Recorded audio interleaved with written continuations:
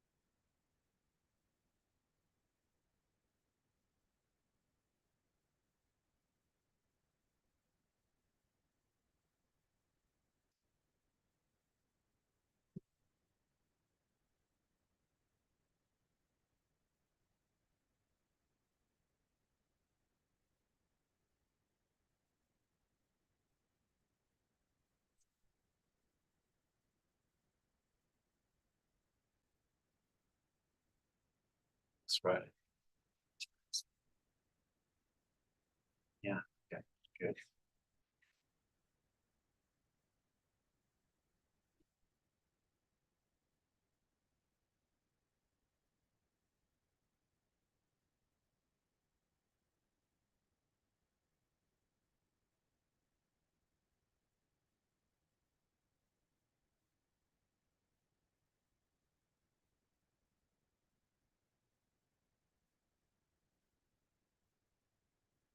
All right, it's 5:15, so we'll go ahead and get started. This is the May 21st, 2024 meeting of the City of Charleston Board of Zoning Appeals Zoning.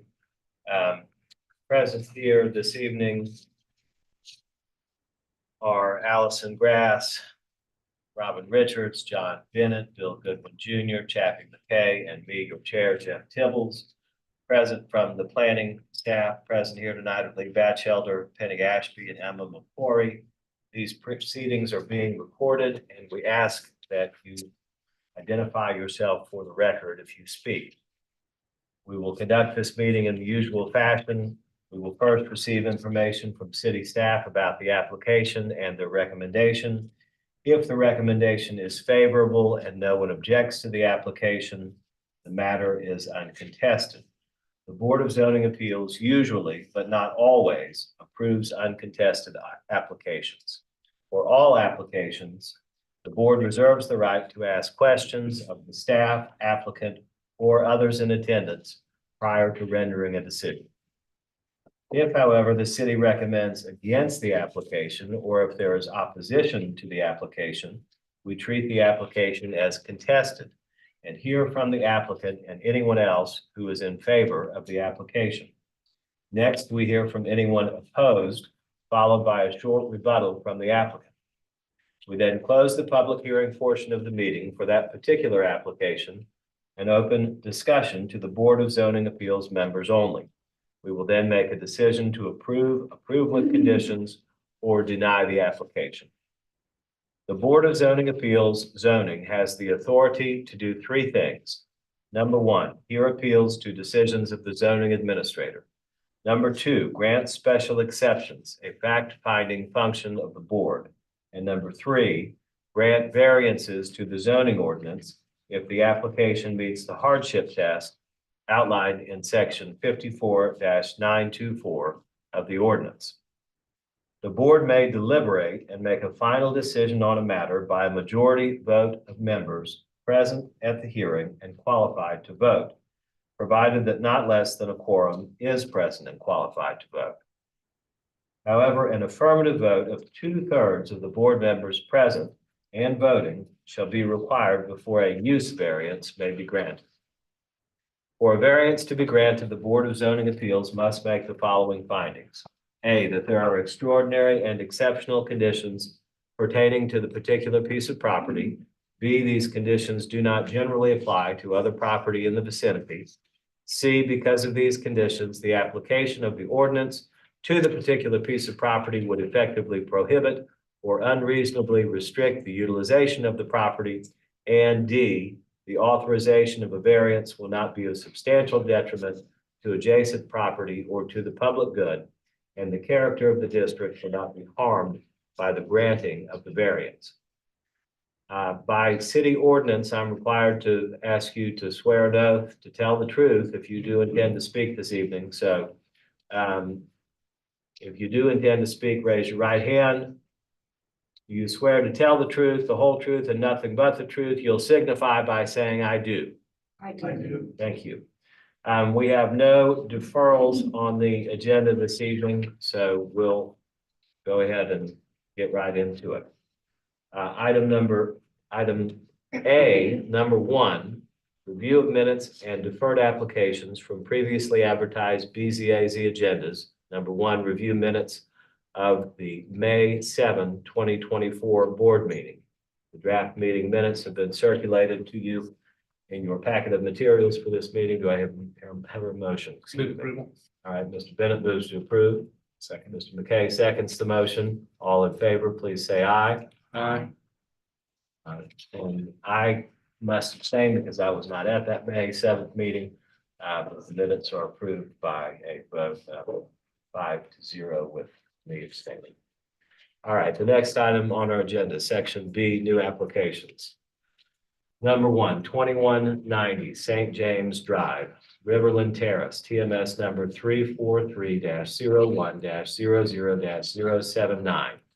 Council District 11, zoned SR1, requesting a special exception under section 54-110 to allow 1,000 square foot addition, living room, deck, kitchenette, bedroom, bath that enlarges a non-conforming duplex use. The owner and applicant is Jeff Boland. Mr. Batchelder. This is a residential property in Riverland Terrace, and this zoning map indicates the zoning is SR1, single family residential, but this is a duplex. It has 2 dwelling units in that building, 1 downstairs and 1 upstairs. And so it's a legal non-conforming use under the zoning ordinance. And the applicant is requesting approval to enlarge the ground floor unit of that duplex. This is a map that shows the different views of the photographs. So A through, I guess, E are well, A, except for B and C, all the shots are looking at the property from the street or neighboring property. So I'll just go through these images. This is the existing house, so that's looking from St. James Drive, and view of property, view of the side yard. This is where the addition would be built. So it's relatively small building on a sizable lot, and lots of room for the addition to be constructed and still meet setback requirements. And here's a side view of the property, and the view. So these are neighboring properties, and the applicant can speak to these if he needs to, for the board's information. There's some other properties in the immediate vicinity. And,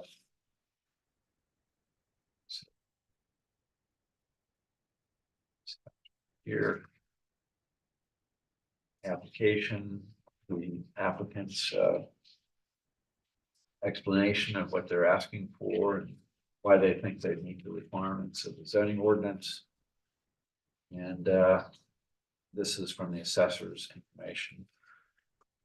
So the units, I guess, are 612 square feet per floor, so not very large. And this is to make one of the units much larger, so it becomes a more a better size unit for a person who wants to reside on the property, who owns the property, to be able to live there, as opposed to just having 2 rented units, which makes sense. And these are, this is just information from the annexation of the city of this. This is information dominion. So these are the floor plans, the lower level, 1-bedroom unit. Upper level, same thing, basically. Access is through an exterior stair.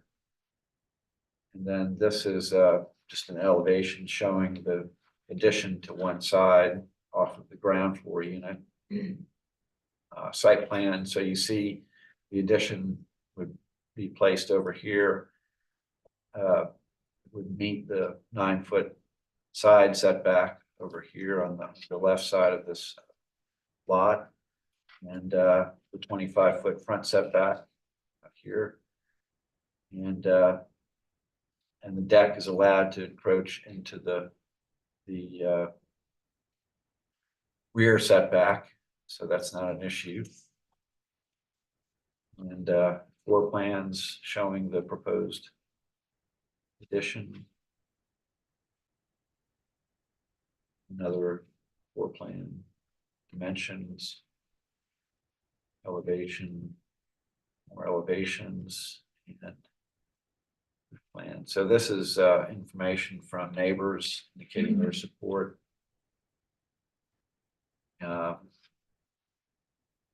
And I think these letters were included in the public comment information that you received yesterday, the meeting. And more letters.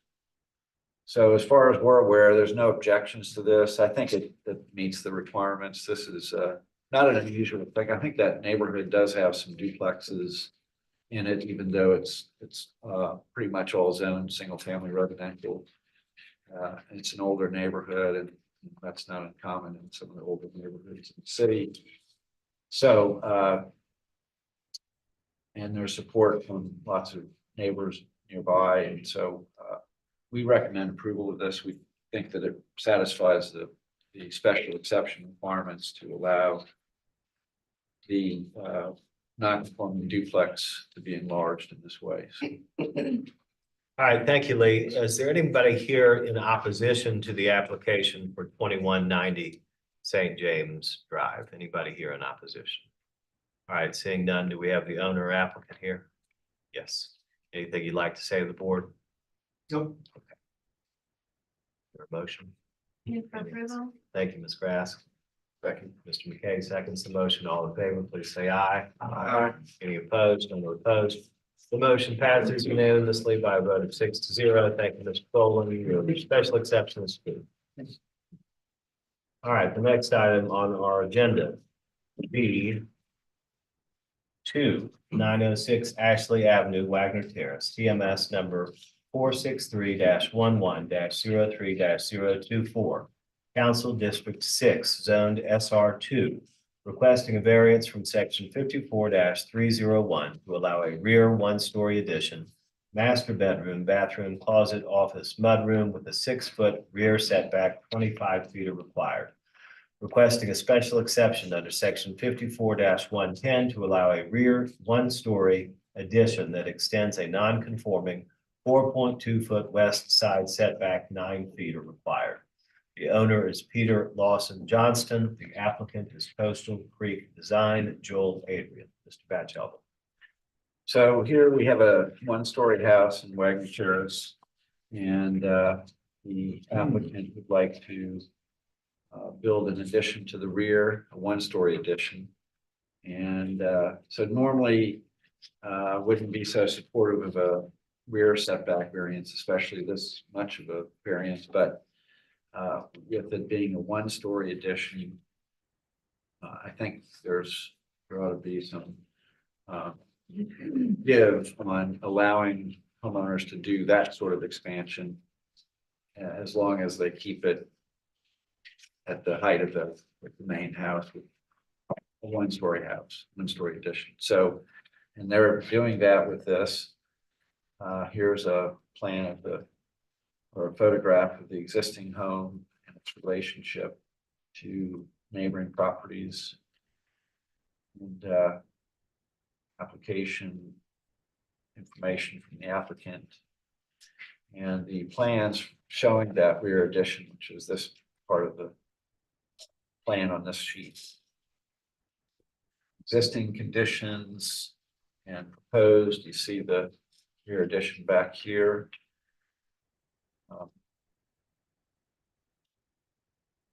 The view, close-up view. So it extends the non-conforming side setback. No, just not. So it's the variance for the rear setback and a special exception to allow one-story addition that extends the 4.2 foot west side setback. That's it. And photographs.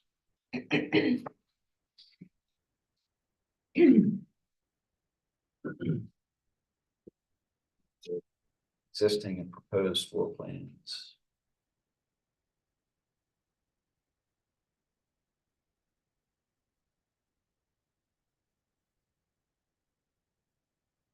So these are not large homes, especially when they're one story. And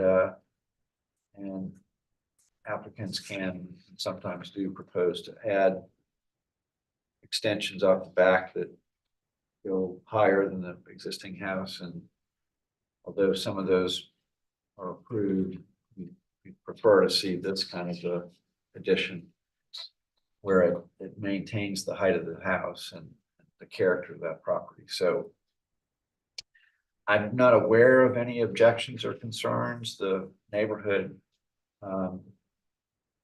has reviewed this, and this letter, I think, was in your public information, public comment packet. But their letter states that the neighborhood association, their support for this is contingent on Mr. Adrian securing backing from the immediate neighbors, reinforcing the agreement and minimizing any potential disputes. And of course, we have posted the property, and I'm not aware that we've received any objections or concerns from anybody. The applicant is here, so they can speak to that. But our recommendation would be for approval of this with it being a one-story addition. All right, thank you, Lee. Anybody here in opposition to the application for 906 Ashley Avenue? If you're in opposition, just raise your hand. Seeing none. Mr. Adrian, anything you'd like to tell the board? I'd be glad to present if you want, or questions I can answer. All right, we may have a question. Ms. Grass. Yeah, I'm very appreciative of the one-story addition. I actually have written a note about what Mr. Batchelder just mentioned about the contingency of support from the neighborhood association. Were you able to secure support from the adjacent neighbors? So I'm Joel Adrian, Coast Creek Design. And I, to be honest, I presented to the neighborhood back in April. And the vote was unanimous, and the minds assumed it was good. I did not approach any of the neighbors individually to ask them to sign letters. But yeah, I'll go back and if you go to the first slide and you put up, it kind of had the zoning map. I think it was. Oh, I think that when you look at this map, it's a good example of, you look at the house immediately above, or to the left of this property, and where it extends to, and then the one behind that. I realize that's a detached structure, but it's so close, it almost looks like it's, continuous building that comes back to. And so I felt like there are other examples in the neighborhood that are doing exactly what we were looking to do, and had unanimous support at the Wagner Terrace meeting.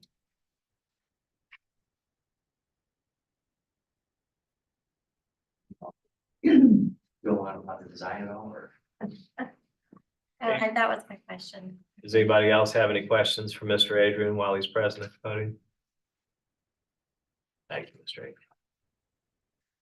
Any discussion? Any questions for Lee? I'll just point out, I tend to agree with you. Yeah, I think the scale of the addition is appropriate. And I think it plays well. Is it a clear addition, not overwhelming the structure by being a 2-story building? I think for that reason, I'll move for approval. All right, Mr. Bennett moves to approve. I have a second.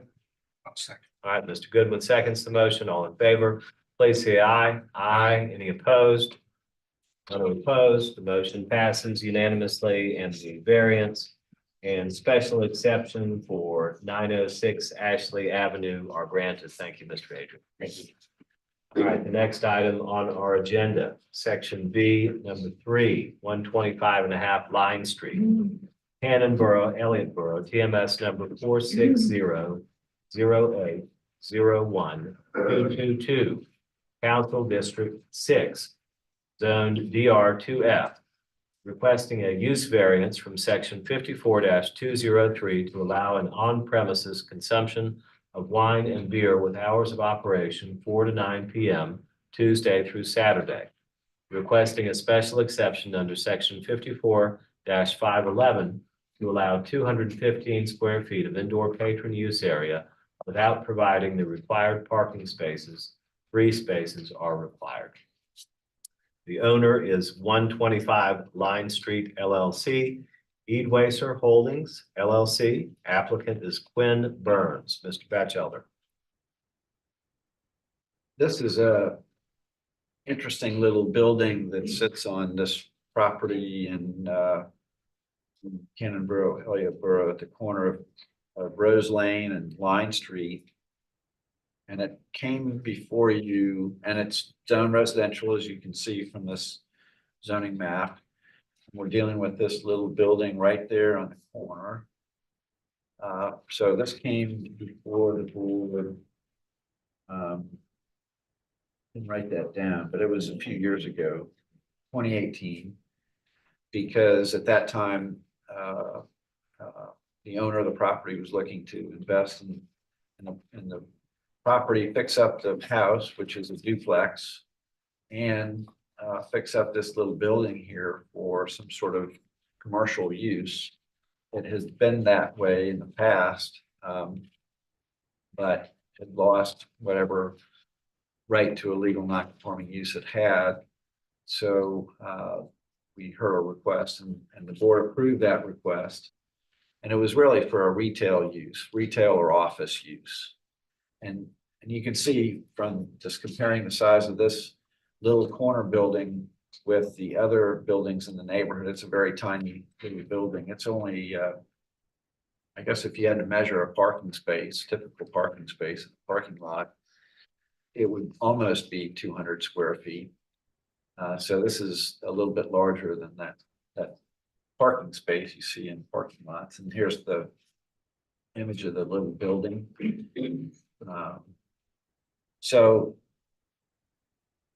And we wanted to see it occupied, reused again in some sort of neighborhood friendly commercial use, and that was approved, and it did operate. And now that business that was there is relocated to a new location up by Hampton Park, larger location.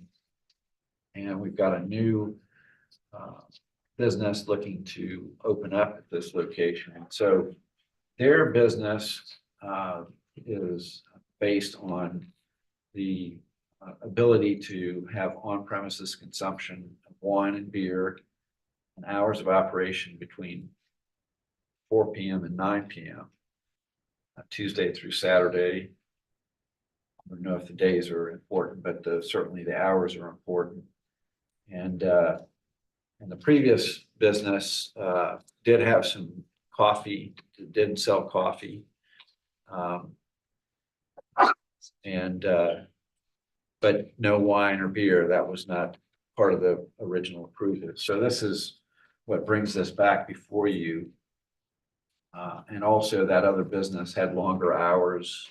We had to open earlier and perhaps not go as late. I don't remember, but anyway, so they were looking to do that. And as a retail use, their parking requirement is very small. It was just one parking space, I guess. And this has a 3-space requirement because of it being essentially a little cafe with food service. So that's what is proposed, and that is the request. The use variance for the use and the variance or the special exception to allow the use without providing all the required parking. And applicants made their explanation of this, and here's the images of the proposal and the description of what they're proposing.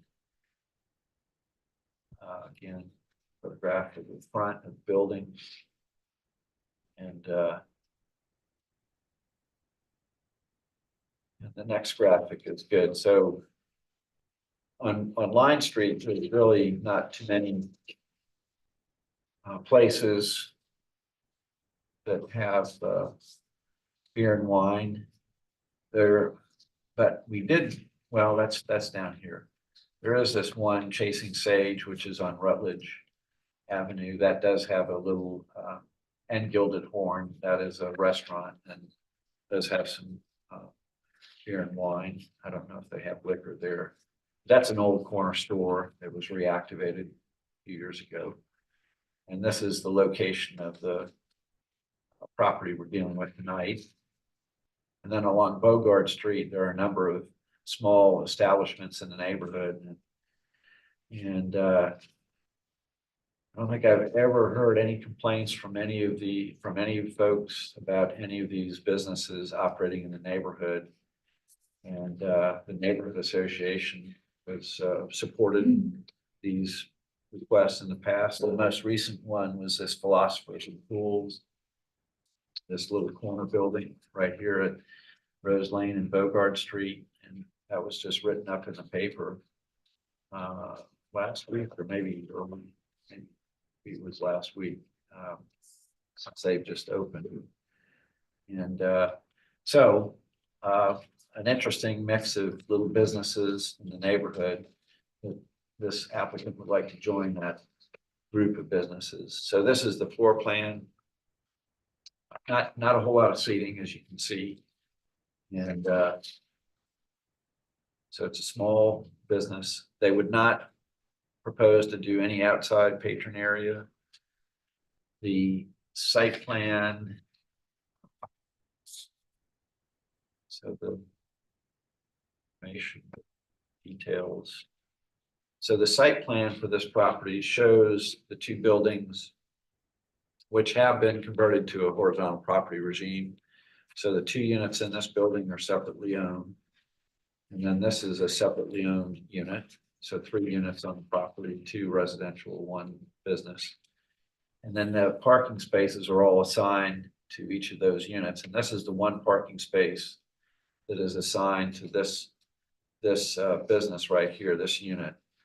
And they would continue to have that parking or use. And then they did secure neighborhood support from some immediate neighbors here. And also, I think there's another letter that probably made it into the public comment.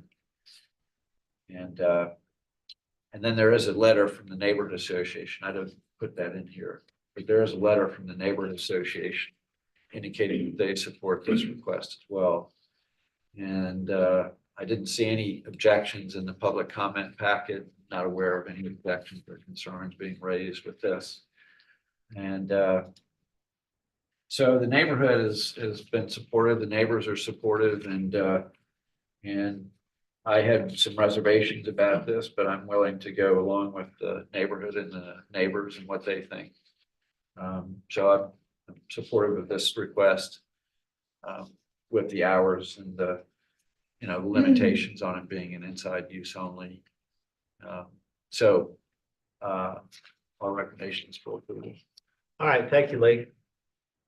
Do we have anybody here this evening who wishes to speak in opposition for the application for 125.5 Line Street? If you're here to oppose this application, please raise your hand.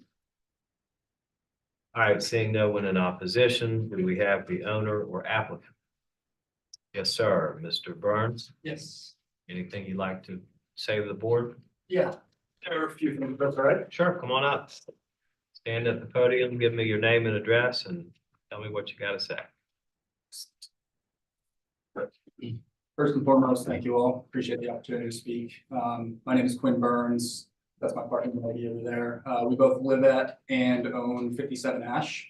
So if you look at the plot plan, we're basically directly behind and adjacent to this property in question. So I want to start out by saying that so that you all know we have a vested interest in protecting property values, ensuring the safety of the neighborhood. And, at the end of the day, we have no plans or intention to leave. I know that you don't make these requests based on the applicant itself, it's on the structure because of the continuity there. But I do think it's important for you all to know that we do have a vested interest in the neighborhood. A couple of things that I just want to clarify. One is that as it serves today, are any of you familiar with Site C as the coffee shop that's there today? So it's a beloved part of the community. We see this as really an extension of their current usage. Still planning on serving coffee, still planning on having the retail component. This is really just being able to secure alcohol. So just beer and wine, no liquor, no food service as well. A couple of things I wanted to call out in terms of precedent. I think Lee, thank you for summarizing all the precedents in the neighborhood, but we've seen this trend for some time now.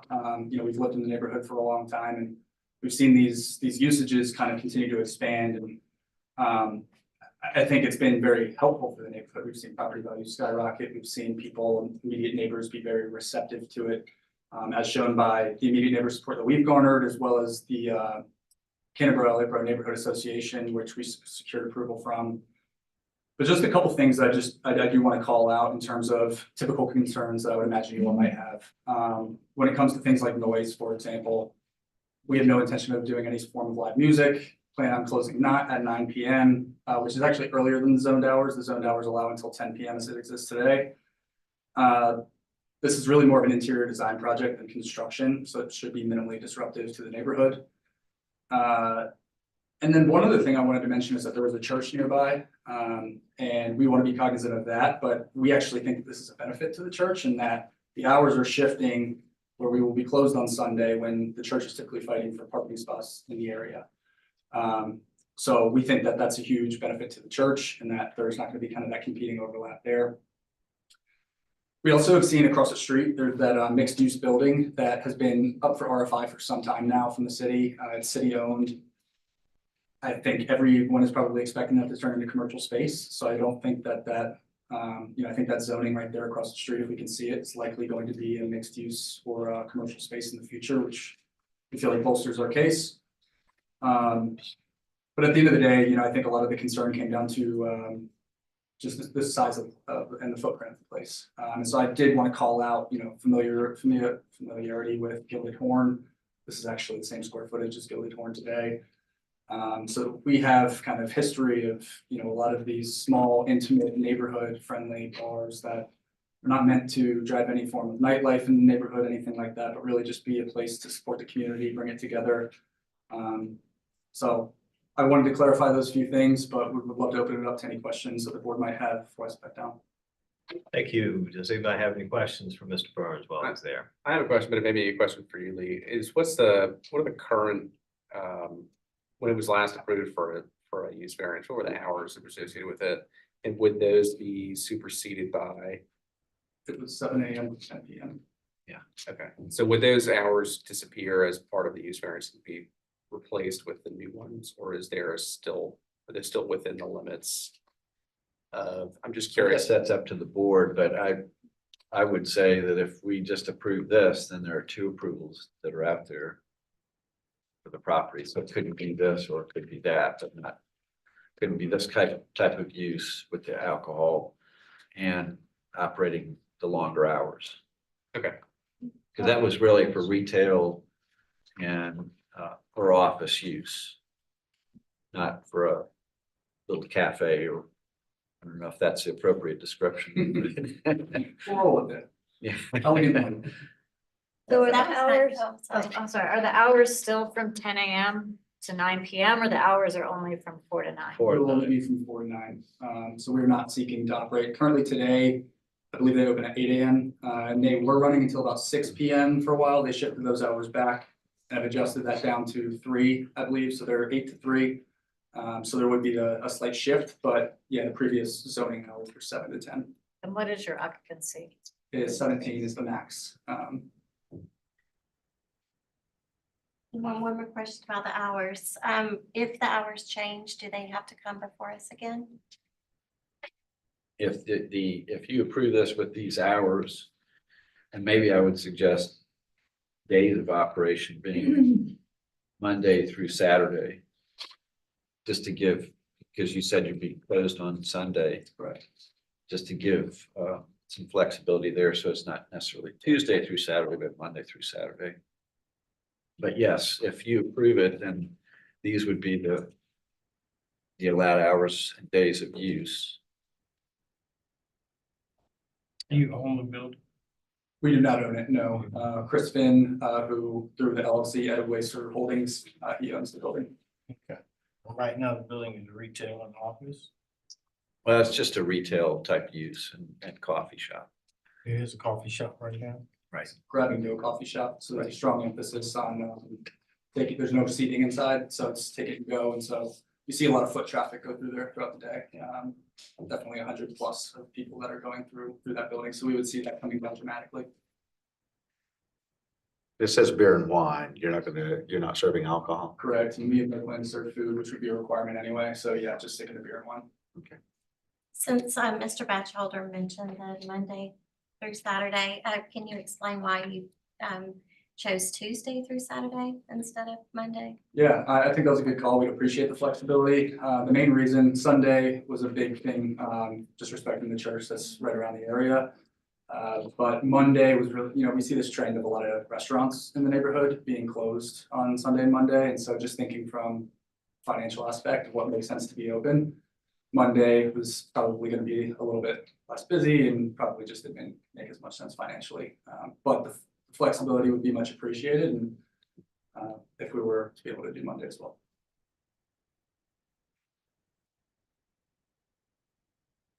Any other questions? Mr. Burns? And Lee, the duplex is not owned by the owner who owns the commercials.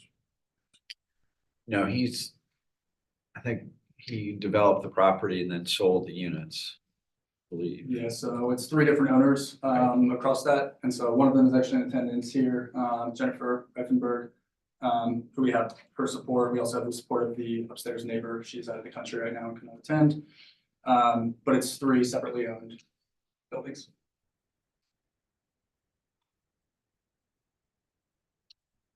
Further questions? All right, thank you, Mr. Burns. Appreciate your presentation. Any discussion, questions for the city? I do, so Lee, with on-premise consumption, coffee shops, people come and go. Parking is sort of limited, people are moving. When you sit, that's a longer period of time. Just kind of want to get your thoughts on that, because that's not coming and going. It's more of a sit, and it could be for however long I want to sit. Mhm. Well, I think that a lot of the traffic that will come here is probably from the neighborhood people. This neighborhood, of course, has a lot of residents. And it has some B&Bs and short-term rentals, a lot of short-term rentals along Cannon and Spring. So there's quite a mix of people in the neighborhood. And we've seen it's become a restaurant mecca. This little neighborhood has really got quite a range of little restaurants. And I think that's because of not only the residents who live there, but also these short-term rentals and all the traffic that brings into the neighborhood. So I think there's a lot of people from the neighborhood who would be patronizing these little establishments. And I don't know that he could speak to that better than I can, because he lives in the neighborhood, but. If I may, so a few considerations around parking. First and foremost, the 2 of us would be the primary operators, so we wouldn't be taking up any additional parking. To Lee's point, it's meant to be, a community atmosphere. And so we expect a lot of walkers. I think we're seeing this emphasis on cutting down drinking and driving, which we're entirely supportive of in the city. So Ubering will be far more, but also it's not a late night. So, I think that'll be a big element there. The other thing that we've noticed is that, having lived right there with Sightsee as it exists today, we've counted, 100+ people going through on a day-to-day basis. People park along right across the street, they leave their cars for 15, 20 minutes, causes congestion, backs things up. So I think that there's also an avenue where it could actually be beneficial, where people have to move into one of those spots.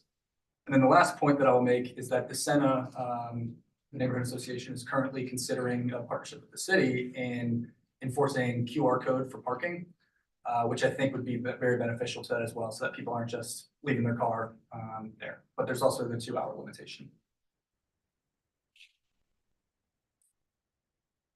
I'm glad to make a motion for a special exception to allow an evening wine, beer service to a current coffee shop, additional hours of service 4 to 9 p.m. Monday through Saturday. No outdoor seating. And then the special exception to convert one residential parking spot in the rear to serve as one spot and waive the requirement for additional 2 required spots. Just a point of correction, the first It's a use variance. part was the use variance, but not the special exception. And the use variance requires a 2/3 vote. So, Mr. McKay, I heard your motion. You've moved to approve the use variance. The only difference between the application and your motion is including Monday in the days of operation. And you've also moved to approve the special exception for parking. Is there a second to that I'll motion? second. All right, Mr. Bennett seconds the motion. Can I just have one? Further clarification? discussion, please. Sorry. Go ahead. So if this business was no longer there, they would come back and the old approval, the 10 or the 8 to 10 o'clock, For retail use or office, right? yes, It could go back to that. I think so. But then if it was going to be just say alcohol or something, then that would be a whole new application. It could not Well, mix and match. could not- the It's either two. gonna be one, it's either gonna be that one or it's gonna be this one. Right. And anything else would be new. We- Got it. But it still have to come before us for the hours. Well, no. Correct. You're saying that if it goes to the alcohol, goes in the direction of these folks, what they're requesting, they've got to conform to the hours. It's only 4 to 9, days. beer and wine only Exactly. on those days. 4 to 9, Monday through Saturday. Beer and Can't wine. mix and match. Is the previous vested right under the old conditions, would that expire after a set time period? Or is that a question for the future? I, If it came out. I think the approvals would be valid. That was a use variance and it was acted on, and I think it just runs with the property. No. Thank you. Just Okay, so we have a pending motion on the floor. It has been seconded. There's no further discussion and we're ready for a vote. All in favor, please say aye. Aye. Any opposed? One is opposed. Both motions carry because we have a 5 to 1 vote. So it's greater than the 2/3 required for the use variance and the special exception is granted. So both of the applications are granted. Thank you. Thank you Have all. a good evening. I had to do that quick arithmetic. You earned your pay. I was told there would be no math. All right. Next item on our agenda. B4, 200 Gordon Street, Wagner Terrace, PMS number 463-10-03-061. Council District 6, zoned SR2, requesting a special exception under section 54-110 to allow a 1-story front porch addition that extends a non-conforming 6.3-foot east side setback. 9 feet are required. Requesting a special exception under section 54-110 to allow a vertical extension, 2nd story stairs, fireplace to a non-conforming building footprint having a 7.5 foot east side setback, 9 feet are required. The owners are Derek and Maggie Burke. The applicant is Coastal Creek Design, Joel Adrian, Mr. Batchelder. This is another residential property in Wagner Terrace, and note that the second request, the special exception to allow vertical extension, second story, stairs, fireplace, that has been removed. That's no longer necessary. They've altered the application to remove any need for that special exception. So the only thing that is coming before you tonight is the request for the exception to allow the front porch addition onto this existing house. So here you see the lot, and it's a typical width, but very deep. And that is because the street back here, which is shown as a street on this map, is actually mostly marsh. It was never filled and developed, and so it's a paper street. I think the city still has the right of way. But these lots that were originally created on the back side of this block were never able to be built. And I guess at some point, some of the owners acquired the lots behind them, or in one case, a couple lots behind them, and added those areas to their existing lots. And so this lot is very deep, and it gives them plenty of room in the back to add an addition. Here's a view of the property from here. Application materials, explanation, and site plan. This is the existing condition, and you see that the house encroaches into the what would be the east side setback over here, but it's compliant with the west side setback, and this is where the driveway is located. This is the revised site plan that shows the proposed rear addition, which is a two-story addition.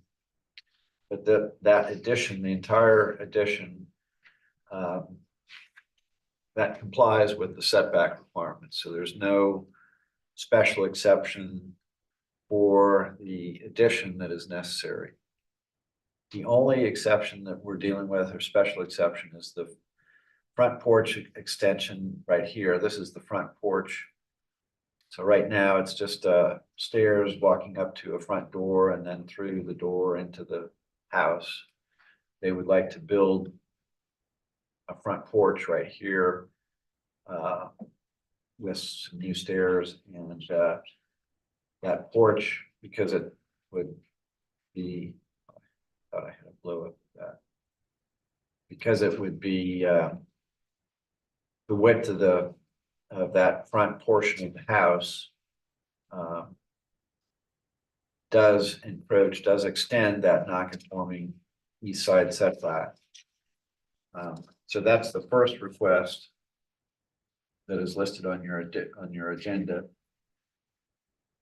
And I'll just go through these plans. These are the old floor plans, so they show the steps down here and the chimney that would have encroached into the side setback. Those have been removed, so there's no issue there. I was not able to get the revised, the rest of the revised plans into this PowerPoint. And so some of these images are going to be a little different from what they've agreed to. But here you see the proposed front elevation. Actually, so this is showing the front porch. It's just not real clear. So here's a side view of that front porch addition. So top drawing is the existing, this is the proposed. So that's the extent of the special exception we're dealing with tonight. That entire rear addition complies with the setback requirements. So no issue there. And then these plans have changed. I understand the windows, when the windows have gotten smaller, or they've been replaced by transom windows, and I'll let the applicant explain that. And we do have the full set of revised plans that show the things that he'll describe and that show the rest of the floor plans that comply with those, the site plan that I showed you. And these are photographs of the existing conditions, and that's that. So just went to the neighborhood association just last night. And there was a vote, and they ended up not voting to support this, but the applicant can explain their view of that and what happened. And I think there may be some neighbors here as well, but I think we're supportive of the front porch addition. That's that exception for that front porch. I think that makes sense. So, and the rest of this, again, is compliant with zoning, so there's no issue for the board to deal with. Won't be any issues for us to approve it, because they will meet the requirements. But, so our recommendation would be for the approval of exception to allow that front porch addition. So is there gonna be an expansion in the rear, but only a single story? Is that what No, you're it's, saying? I think it's still gonna be 2 stories. But the building itself will comply with the setback requirements.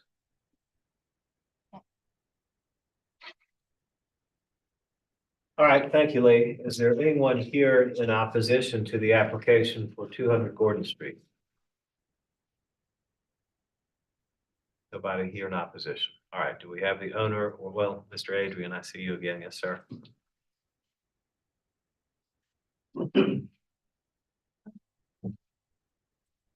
Thank you, Bill Adrian, and I did not say my address last time, so it's 188 Wentworth Street. Downtown. Appreciate your time, and I'll give you some of the history on this. If you look at that site plan closely, you'll see that back in January, we went to the BAR for some demolition on the front to try to get a front porch that conformed with the setbacks. And they only gave me approval to demolish the stairs and then rebuild the stairs as they look on the new front porch if we could get one. But I did not get the approval for the design that conformed with the setbacks. I'll also say, sorry, I should back up. My client, Burks, they did walk Gordon Street and met with their neighbors. We did send 15 signatures of support from neighbors in the area. And then at the meeting, though, they did not, at the meeting, they did not support, but we do have letters of support from neighbors in the area. But BR said no to the original demolition for Living Act. So we suggested, Lee, if we could go to the front elevation page. There we go. Oh, So this when one? you look at, when you look at the form, the original house, it's a nested gable, double gable. They wanted to preserve that, and so one of them said, why don't you just extend that gable? And I said, we need a special exception. They recommended we try it. So that's why we're here with you today. So the goal is just to get 8 feet forward towards Gordon for exception of about 2.5 feet, 22 square feet, this little 1-story approach. We presented in April to Wagner Terrace. And in April, there was a vote for this front porch, and the vote was 9 in favor, 4 opposed. 2 of the members decided not to oppose, so they said that there wasn't more than voted, so I had to put it in May. So we came back in May, which was just yesterday, and the vote was 1-17. So we did not get their support yesterday at the meeting. Although, like I said, we've got the signatures of neighbors there. The neighbor immediately to the right is supportive. At the meeting yesterday, the neighbor to the left, neither in favor nor opposed, but have requested, if you go to, I think, the next sheet, Lee, her biggest concern, sorry, one more sheet, were the 3 windows that you see on the 2nd floor. And she asked if we would read no other door to the right a little bit. Those 3 windows, they're in the playroom. She said that she would be supportive if we would make those smaller because those windows look into her backyard. So we did send revised drawings later today that reduce those windows to transom units. They're 2 feet 6 inches wide, they're 2 feet tall, and we raised the head up to 7 foot 8. So the bottom of that window is 5 feet 8 off the ground, so that eyes aren't looking down in her backyard. And I believe that in the letter she had sent me, the email, she said that she would be supportive if we made that change for her. So we have the support, I believe, of the immediate neighbors left and right, and we have support from the neighbors across the street. I will say in the 60 minutes that we discussed this project last night, there were no comments negative about the front porch. All their concern was the size of the addition. And I did my best to let them know that their purview is for the request that we have for just the front porch, that the other part meets the zoning ordinance, meets our lot coverage, it meets building setbacks, everything that we need to do, and we're really focused on the front porch, but I do not believe that the final vote reflected that.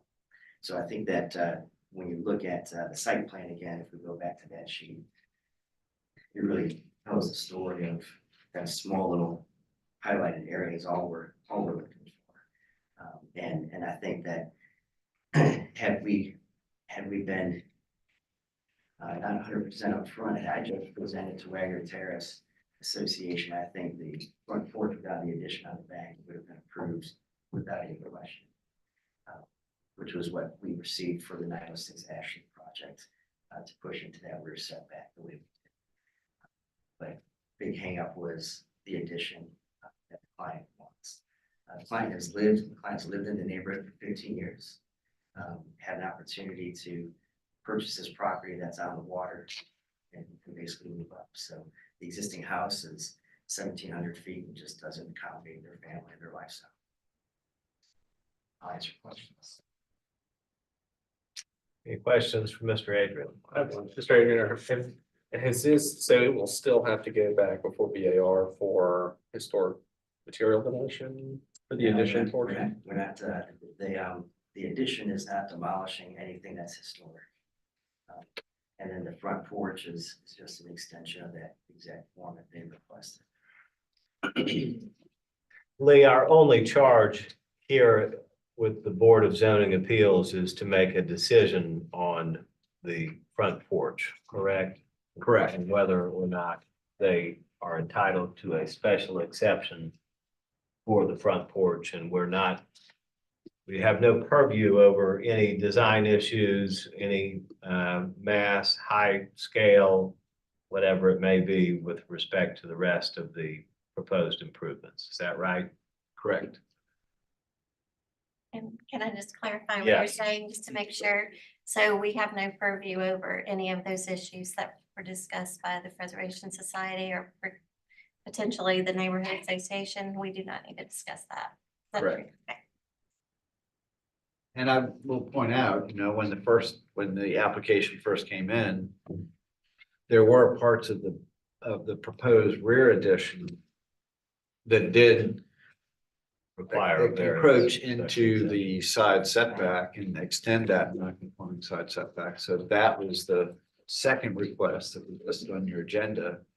And they've revised the plan to remove any of those encroachments. So And. So those requests have been withdrawn, and the Yeah. only thing we're dealing with is the front porch. But it is, I would like to say that I'm very appreciative too of honoring Ms. Donnelly's request about the windows. I think it's really helpful. Great. Thank you. Any other questions for Mr. Adrian while he's up there? All right, thank you. Any questions for Lee? Further discussion? Ready for a motion? Make a motion for approval, special exception, to allow the one-story front porch addition. All right, Mr. Bennett moves to approve. Is there a second?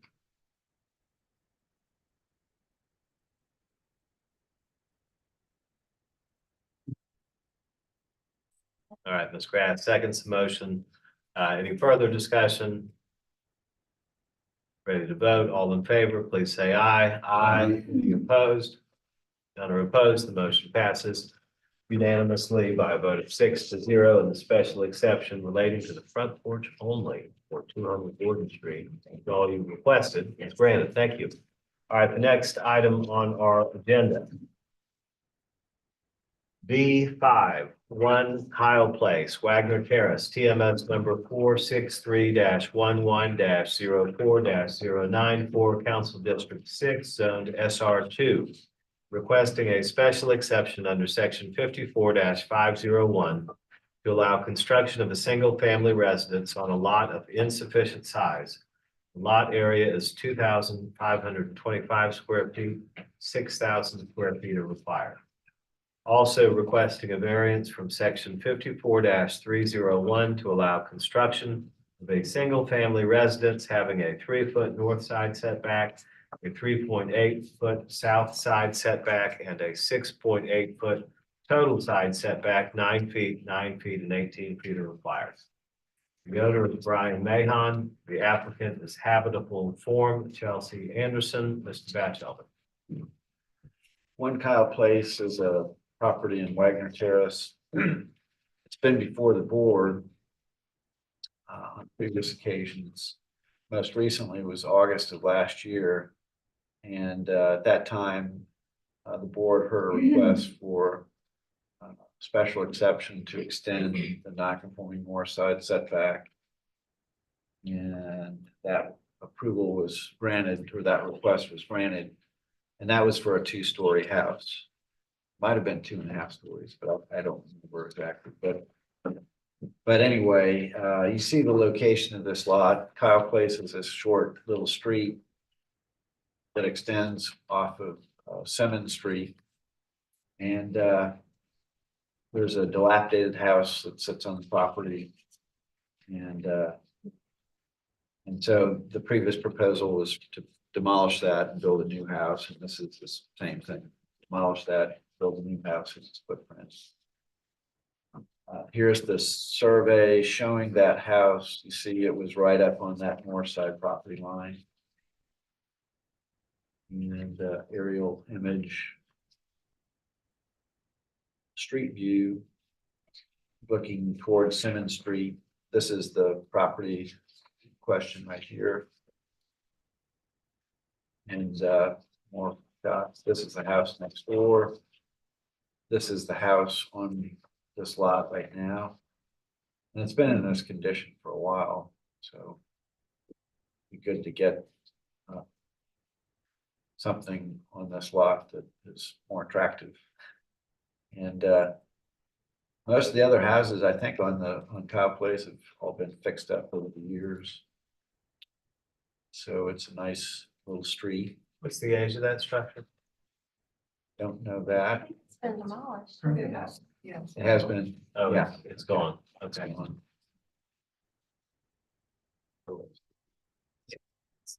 Now demolished, yes. So this is the site plan showing the proposed house. And for this property, so you see it's zoned SR2, which is what the typical zoning is for that neighborhood. And that's a 9-foot side setback on both sides. And these lots are just way too narrow to accommodate that. So I'm sure every house on this street has a variance or special exception somewhere along the history to allow what they've done. This one, they're proposing a 3-foot north side setback versus the 9 that's required.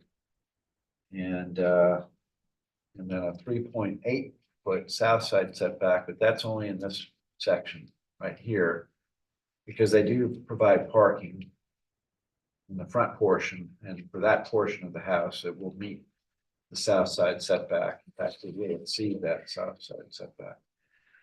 So that is the request here. So this is the good image. This shows the previous plan that was approved. The red outline is that outline of that previous house, and here's the comparison. So what they're requesting today is very similar to the previous proposal. And more information, floor plans. Roof plan. So these are elevations. This would be the view from that property owner to the north, whose property backs up to this house. This is the south side setback or south side elevation. And the front elevation, the rear elevation on the right. And this is from the neighborhood association, and they indicate that they supported the or passed a motion unanimously to support this request. And letters from other neighboring property owners. Mr. Gallant lives to the north. And 3 Kyle Place, another neighbor, giving their support.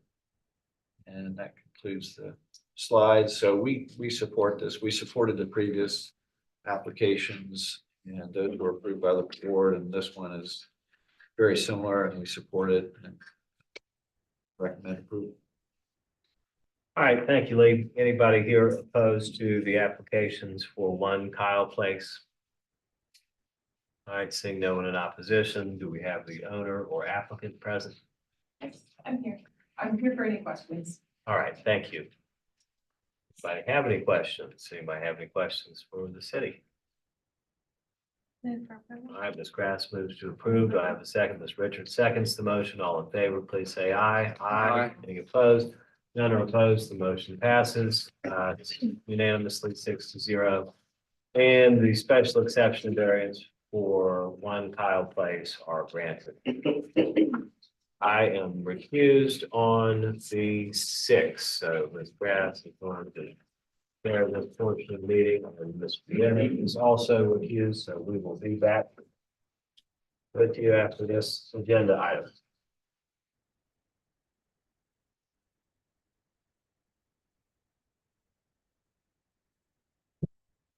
B6, 657, 661, 663 King Street in Cannonboro, Elliott Borough, TMS number 460-04-04-090, 091 and 092, Council District 4, Zone GBA. A request for special exception under section 54-220 to allow an 18-unit accommodations use in a GBA General Business Accommodations District. The owner is CKC Properties LLC and the applicant is AJ Architects. Mr. Batchelder. This property is located on Upper King Street, right here, west side of King Street, right where the Highway 17 overpass goes over King. And this is in the accommodations overlay zone. That's what that cross hatching means. The board heard a request in April of last year for an 18-unit accommodations use and approved that application. It met all the requirements, and so the board approved that. This is a different building plan for the property, still 18 units, but a different plan, and that's what causes this one to have to come back to the board. The so you might recall this one, but it's these 3 properties right here. King Street, of course, is right here, and this is Line. And application, the written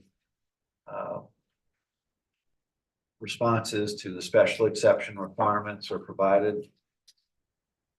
They provided a traffic impact study, and that was reviewed by our traffic planner with the Department of Traffic and Transportation.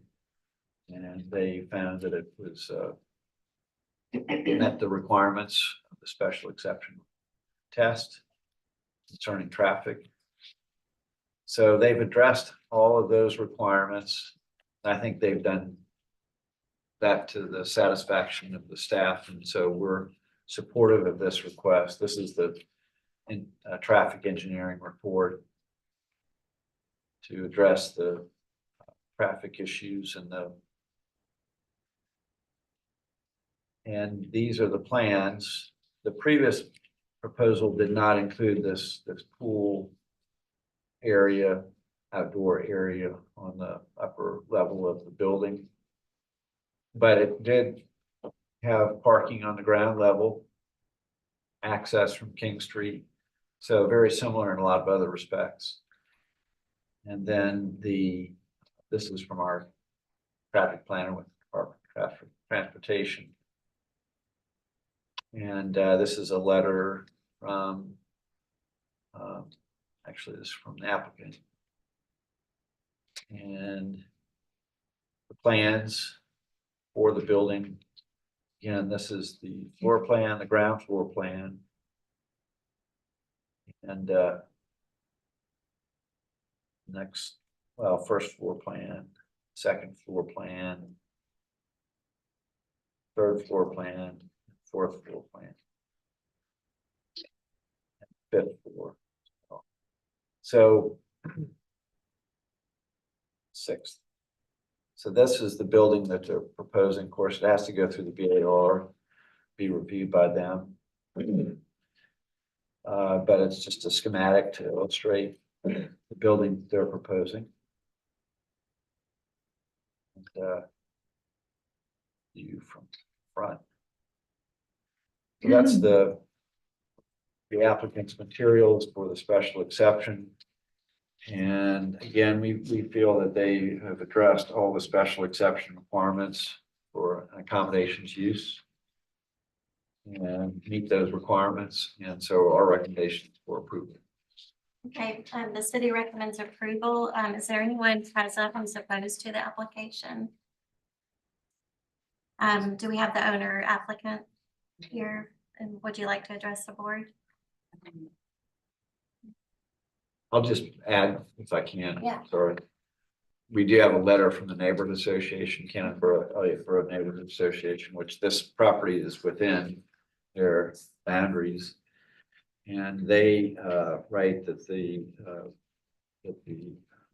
reviewed this at May 6th meeting, and motion was approved that the project will not have any negative or unreasonable impact to the neighborhood. And so they're supportive. Thank you. Is there anyone else here in support who'd like to speak in favor of the application? I guess, does anybody have any questions in the board for the applicant or the city? Approval. I'll second. Great. Motion for approval. How does everyone vote? Okay. All right. All right, so the ayes have it and the motion is passed. Mr. McKay made the motion and Mr. Goodwin seconded it. And it's unanimous. Thank you.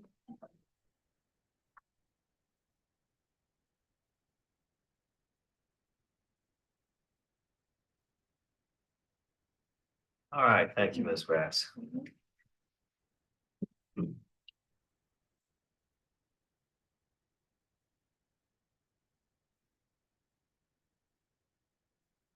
Next item on our agenda is B7, 175.5 Wentworth Street, Charleston Village, TMS number 457-03-03-063, Council District 8, zoned STR.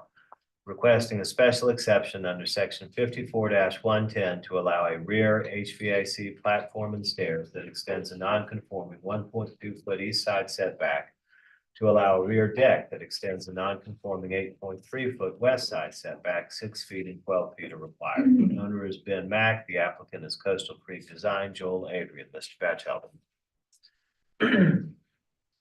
This is in Charleston Village, and mid-block, you see the lot on this zoning map between Ashley and Gadsden Street on the south side. These are narrow lots that are very deep. And the house is all the way up at the front of the property. And there are a couple of things that are happening. The house is being elevated, number one, to comply with flood zone requirements. And they're proposing to convert the house from a duplex back to a single family residence. But the other thing that brings us to the board is that they're proposing to build a one-story deck and stair off the back of the proposed renovated house. And so the application includes all the materials and description and plans. And, this is a survey of the existing conditions. The property occupies 49, almost 50% of the lot. And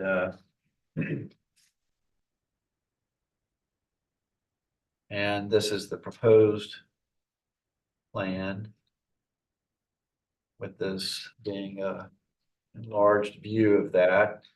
So these crosshatched areas on each side of this proposed rear deck are the portions of the deck and the HVAC platform and the stairs that encroach into the side setbacks. So both of those encroachments on each side require a special exception to extend the non-conforming side setbacks. You can see this is the 6-foot setback line on the east side of the property.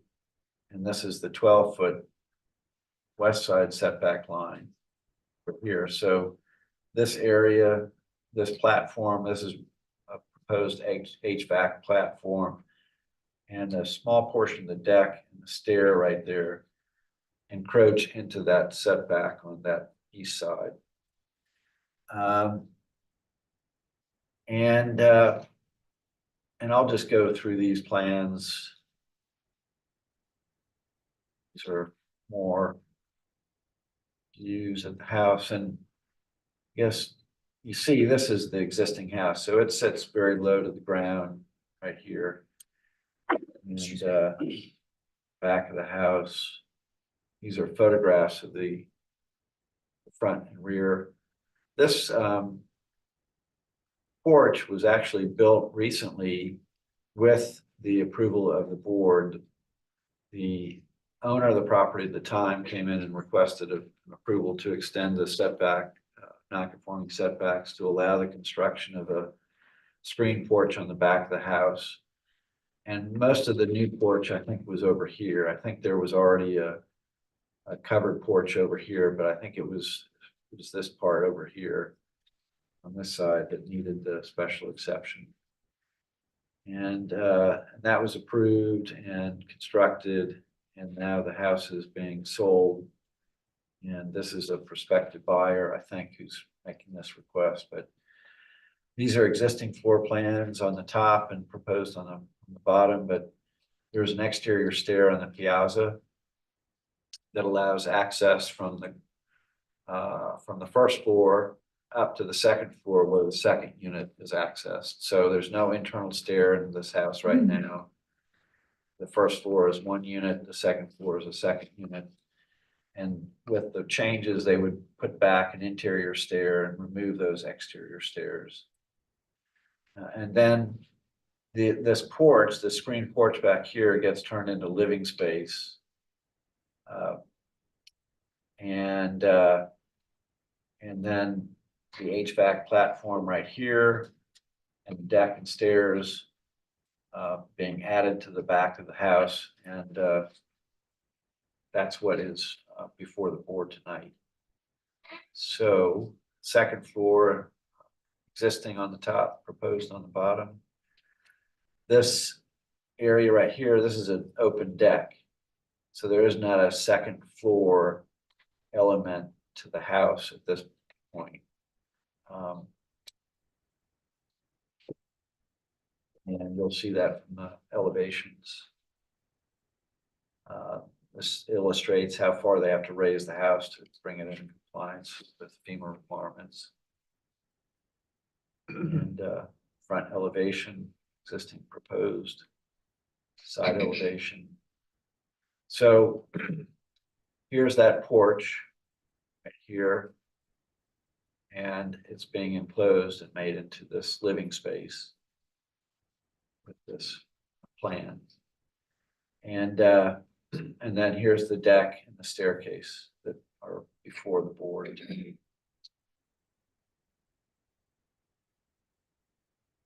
Rear elevation. This would be the east side elevation. And you see here the HVAC platform and units right there.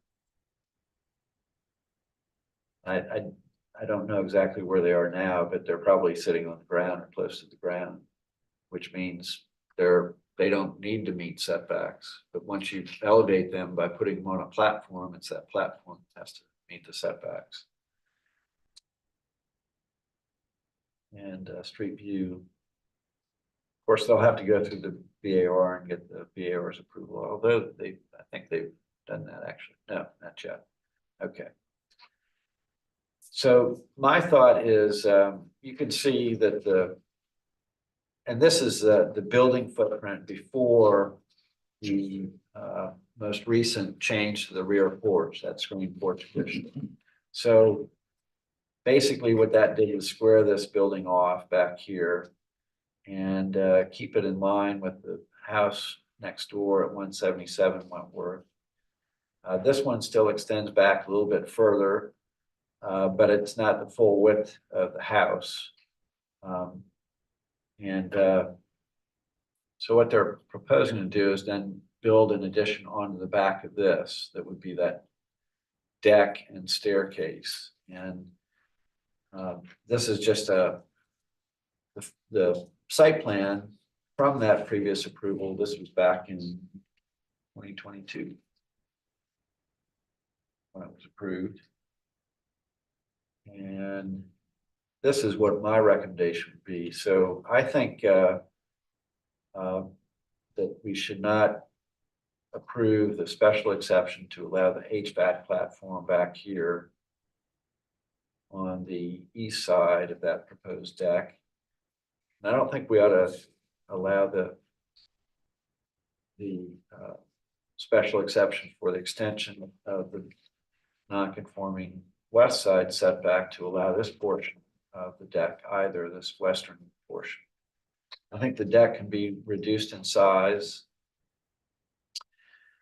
There is a small sliver of the deck and the stairs that does extend into that 6-foot east side setback a little bit. And I'm fine with supporting the special exception to allow that encroachment. But I don't think the other two portions of this request that I've X'd out in red should be approved. I just, again, you see the house next door. It comes back to this point right here. And so this is extending beyond that point. And it seems like it would be suitable to allow that deck there. Obviously, you have to have access somehow, but it doesn't have to be the full width of the house. So that's my proposal for the board, what my recommendation is. And that concludes my presentation. But so anyway, I'll leave it at that. All right, thank you, Lee. Anyone here in opposition to the application for 175.5 Wentworth Street? Anyone opposed? Well, we're not necessarily opposed, but we have some concerns. Okay. Well, let's go ahead and hear the concerns first, and then we'll go back around. Well, actually, Mr. Adrian, I'm sorry. Come on up. Is there anybody else who wants to speak in support? We'll go, here's the way we'll do it. We'll hear from Mr. Adrian. Adrian will present the application, then we'll hear from anybody with any concerns. And then And then questions from the board. Thank you. Joel Adrian, Coast Creek Design, 188 Wentworth, just down the street.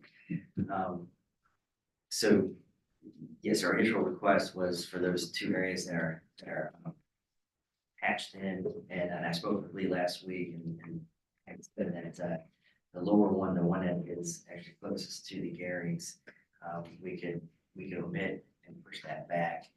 The other area is just the HVAC units. The HVAC units are currently on the ground right here. And when the house was elevated, we were asked by House Preservation Society, Historic Foundation, what we were gonna do with the AC units, because they prefer them not to be visible from the street. And so that's why we thought, hey, we'll throw them in the backyard and see if we can get the special exception for them. But that was the only reason we could still put them on the west side of the house and raise them up. They would, I guess they still would need your approval for that location as well. Because that would be non-conforming to that setback. So ideally, we would get approval to locate the AC units in the rear, and that little piece of the stair and the deck. But even if the AC units are probably even more critical than the deck, had to reduce the deck, pull the stairs out, probably be, I really think getting the AC units out of the street in public view would be ideal.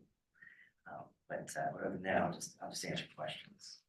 All right, Mr. Adrian, let's see if anybody has a question for you while you're here. And then we'll go on to see if there's anybody else in support. Anybody have a question? Okay.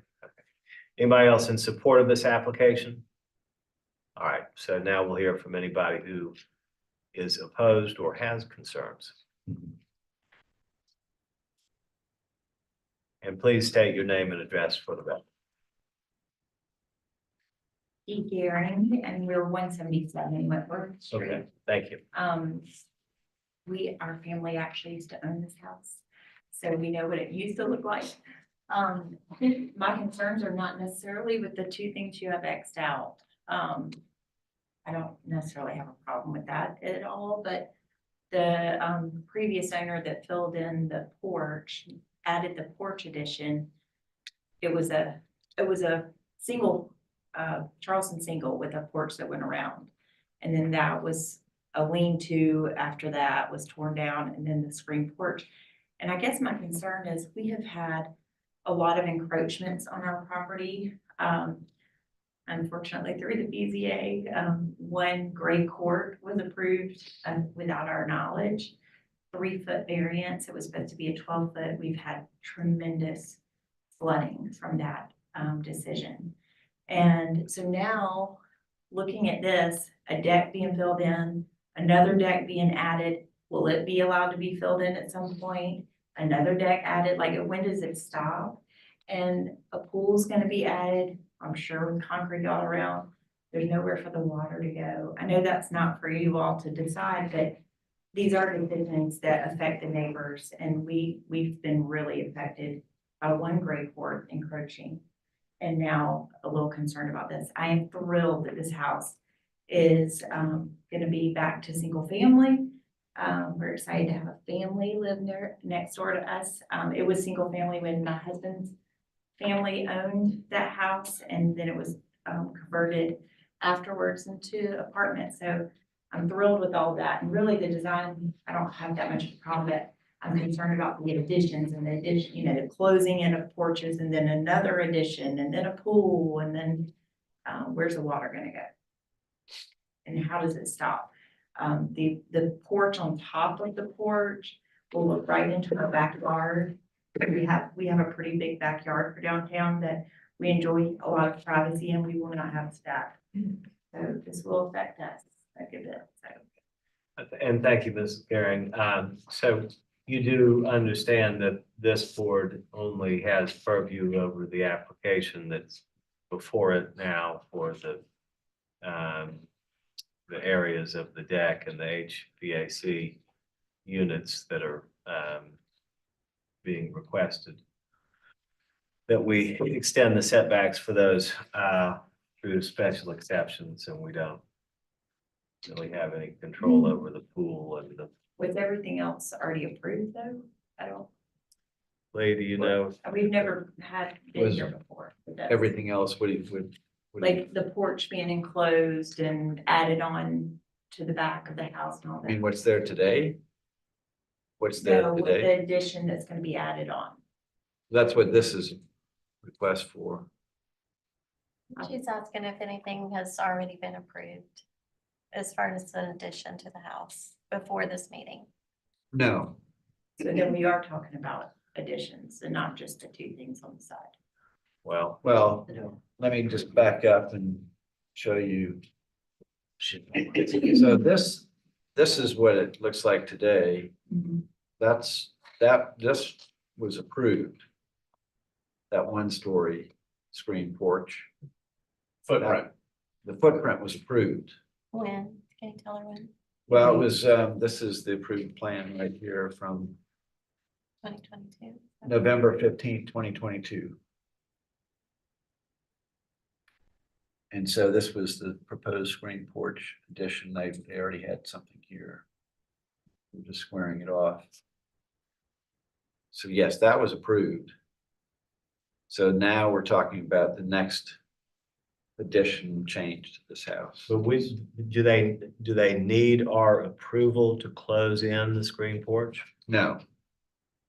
It's a one-story building.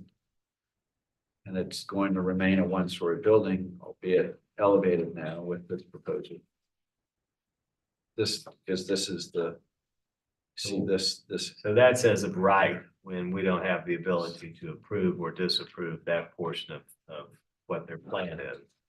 The only thing that we have the ability to do is decide whether or not to allow that deck to extend past the setbacks that are required. So in terms of those other changes that you see, we don't have the power to say yes or no on those elements. That's a BAR. VAR, we'll have to review the architecture of that one-story enclosure. And they'll have to right. look at the height that we're raising up. Thank you, Ms. Gary. And is anybody else here in opposition or who wishes to comment on this application for 175 and a half Wentworth Street? Please, Ms. Grass. Mr. Batchelder, can you please explain what you do not think we should approve? I mean, it sounds like you were saying we should not approve the application. There's one Well- part of it that's highlighted there that he My said. suggestion was to approve the small encroachment of the deck and the stairs into the east side setback. And that's it, and not the deck extension? Not the deck extension into the west side setback, this one over here. But the applicant is fine with, he's agreed to remove that. But he's asking for your approval for the HVAC platform. Which does, of course, relocate those units out of view from the street.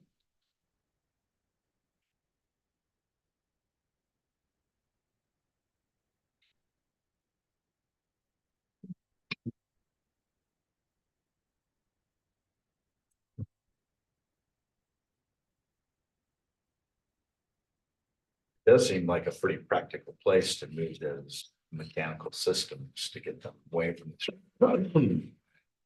It's going to be a substantial cost to lift that house. Yeah, that is. That's in consideration. Lee, why don't you give us a little bit of your rationale or your thought process behind the recommendation to deny that portion of the application? Well, I was thinking that they could place those units up on that deck.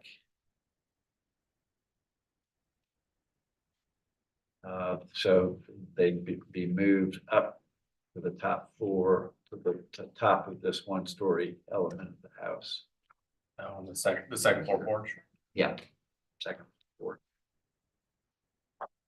And that may still let them be in the view of somebody from the street. It could be seen that way.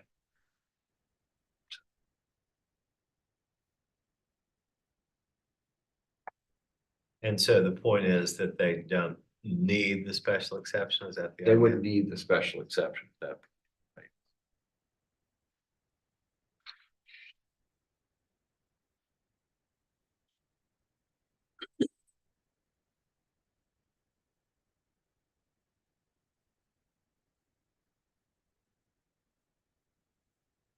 Any other questions or discussion?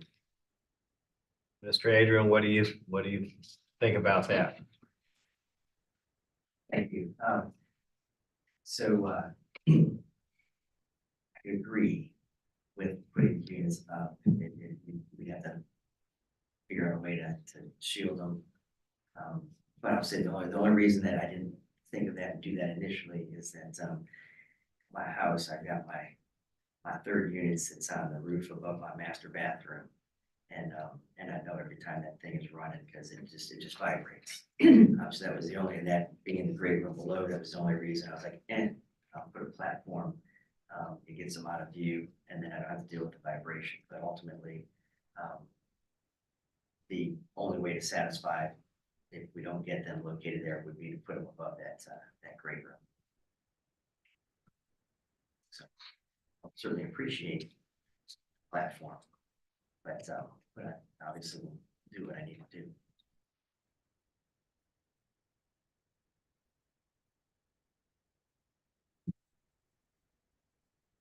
We haven't heard anything from that neighbors this next door either. It appears that they're absentee owners as well. But Next door on the other side, I think, yeah. Yep.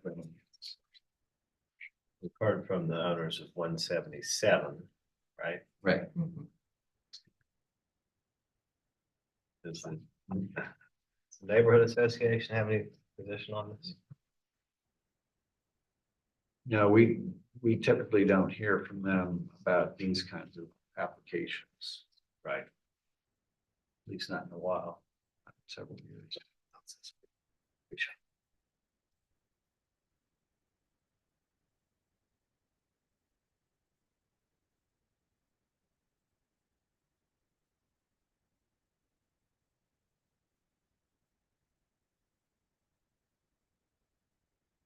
If we approved the HVAC part of the deck request, would you be, I mean, would it be better for us to not approve the other side, or would it be more cohesive to have the whole? Well, they've withdrawn the other side, I think. Oh, they withdrew the other I have no side? problem with eliminating the deck. Okay, gotcha. On the west side. So we're only looking at that one. Yeah. Okay, gotcha. So wrong with that. That's, I'm fine if you want to approve that, but don't. I don't know that I have a strong feeling one way or the other. Advantage to having it somewhere be accessible. Having it up on top of the next level up, it's slightly harder to work on, but at the same time, that whole framing has to get redone anyhow, so you can address the supporting and vibration issues about that room that time anyway. Just inside of the HVAC unit. And the proposal, does that affect the neighbor at 177? Not as much. I mean, This? 173. This would be this is 175 next door. Right. So on the other side, It doesn't affect that. it doesn't really affect you, No. just the overall impact of the entire, so. It'd be nice to just get rid of those air conditioners. And the reason I kind of like the solution it is right now, I live not too far away from there. And someone elevated their mechanical systems, but they didn't screen them well. And I know that, I know the BAR is going to require a certain amount of screening and everything like that. But, I would have preferred for them to have been lower and not right at my second story window. I mean, they did kind of screen them, but they just, they're there when they go on. I can hear them at my second story window. And sometimes the lower is better than the higher on that. I might get defeated, but I'll make a motion to accept that wall and the mechanical systems at that porch level On the east side. on the east side with the elimination of that section, even though it's been withdrawn on the Okay. west side. Yeah, so the motion is to approve the special exception to allow the rear HVAC platform and stairs extending the 1.2 foot east side setback only, correct? Yes, sir. I'll second that motion. All right, Mr. Bennett seconds the motion. Any further discussion? Ready to vote? All in favor, please say aye. Aye. Any opposed? None are opposed. The motion passes unanimously, and the special exception on the east side is granted. Thank you, Mr. Hayden. Thank you. All right, the next item on our agenda, B8, 19 Colonial Street, Charlestown, TMS number 457-07-04-009. Council District 8 zoned STR, requesting a special exception under section 54-110 to allow a one-story screen porch addition that extends a non-conforming 1.8 foot north side setback and a non-conforming 9.2 foot south side setback. 6 feet and 12 feet are required. Requesting a variance from section 54-301 to allow a one-story screen porch addition with a 55% lot occupancy, 50% lot occupancy limit, 53% existing lot occupancy. The owners are Samuel and Chandler McChesney. The applicant is Tyler Smith Architects, Brian Crouch. Mr. Batchelder. This is located just south of Broad Street on Colonial Street, and here's a zoning map showing the location. Aerial view. So the applicant's explanation and plans. This actually shows the proposed rear one-story deck and the small staircase on the south side of that proposed deck. So this is the back of the house and the proposed deck right here. These are existing, so you see what's there today is this. And so the deck that they're proposing kind of occupies this space. Plus, I think it's a little bit deeper than the existing deck back here. Does not include the side stairs. And these are the plans that illustrate. So this is the existing condition right here. You see the deck right here. This is Colonial Streets over here. So this is the backyard. And this is that deck. And this is what they're proposing to do. So basically, it's mostly in the footprint of the existing deck, and it's a little bit higher off the ground to match the floor level of the house. And then there's this small set of stairs on the south side that they are proposing to add. Now, the deck can encroach into the rear setback, so that's not an issue. The issue is the north side setback and the south side setback and the lot occupancy, because the proposed deck and stair will increase the lot occupancy from 53% to 55% when only 50% is allowed. And that's what's requiring the variance. So more plans showing that existing on the left, proposed on the right. And these are the elevations, existing on the left, proposed on the right. Here's that small staircase over here. and side elevation.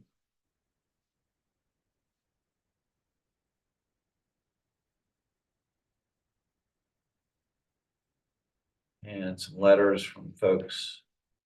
This is the property owner to the north. The 21 Colonial Street.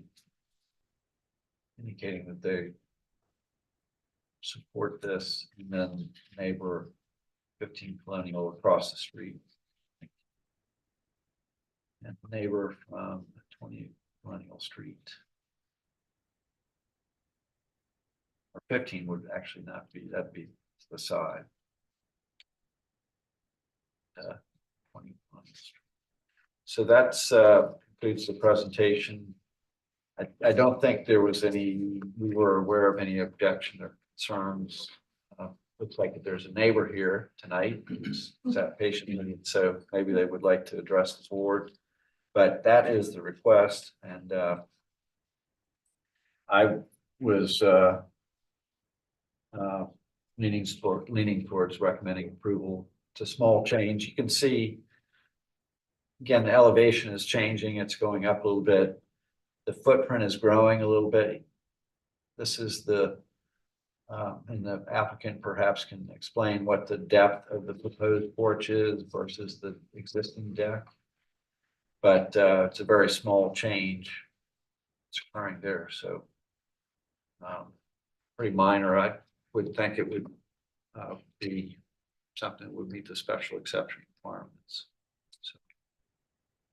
All right, thank you, Lee. City recommends approval.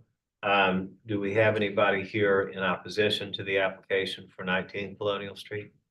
You're here in opposition. Thank you. We'll hear from you in just a moment. First, we'll hear from the owner or applicant. Limbs out. I'm Brian Crouch with Tyler Smith Architects. Our clients are a young family. They want to live in the neighborhood for a while. They don't have a good outdoor space right now. They have a front porch that's fairly small. I think it's only 4 feet to 6 feet. And they need more space to enjoy the outdoors. We are stepping the porch in on the north elevation from 10 inches to 1 foot 10. So giving a little bit more relief to that setback. And then the neighborhood seems to have a higher lot occupancy. 17 Colonial has roughly 61%. 21 Colonial is around 62, 38 Ashley, which is the neighbor immediately behind them, is 65, and then 20 Colonial is around 57%. So the neighbors in the immediate area have a higher lot occupancy. We're asking to increase it by 2%. We want the porch. I mean, you see a lot downtown porches that are built that just aren't really usable. You need space. You need to be able to furnish it. And so that's how we arrived at the footprint that we have. All right, thank you, Mr. Crouch. Anybody else here to speak in support of the application for 19 Colonial? All right, ma'am, we'll hear your comments.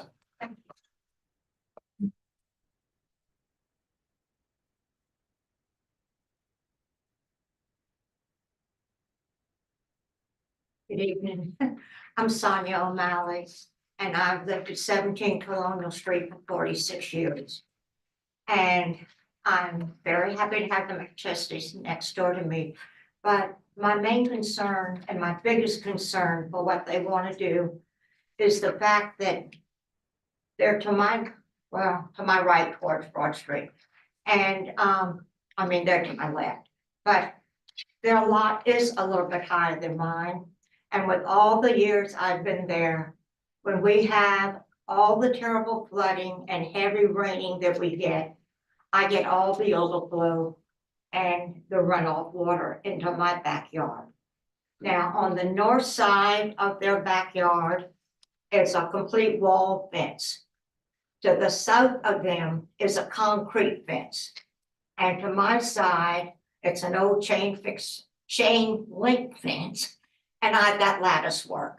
So I'm the only side in the back that gets the runoff rainwater.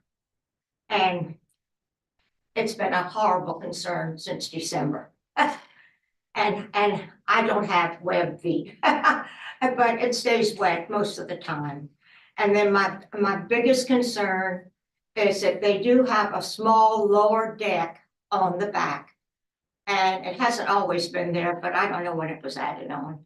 But anyway, I just figure when they do major construction with doing a bigger, huge porch across the back, I don't know what the construction is going to consist of.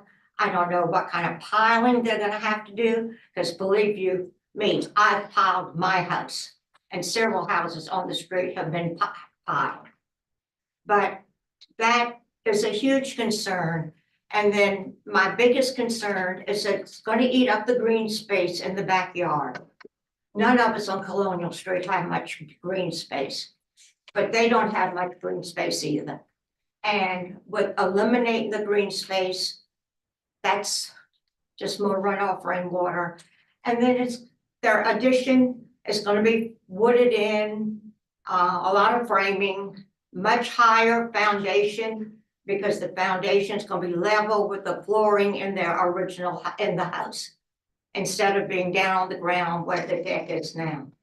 So consequently, when it goes back and gets framed in, it's gonna cut off the sunlight, the natural light, and everything that I get in my one kitchen window on their side of the house. So it's gonna darken the back of my house a lot. But I'm like the other lady said, it really makes you wonder too, that after they add the porch, when are they gonna frame in the whole porch? So that's my main concern. And I would like to say in closing that unfortunately, like I say, I've been there so long, but to my immediate left and to my immediate right, we have young families with not any bigger children than 3 years old. But all those families have not been in their houses for 3 years. And out of the 4 houses, my left and my right, 3 of them are on the market since December in the last month. And 2 of them have already been sold. But that's my major concern, is the flooding and the water. And I know there's nothing, that's not y'all's concern, and I know y'all can't control it, but it affects me tremendously. But I thank you for your understanding. Thank you, Mrs. O'Malley. All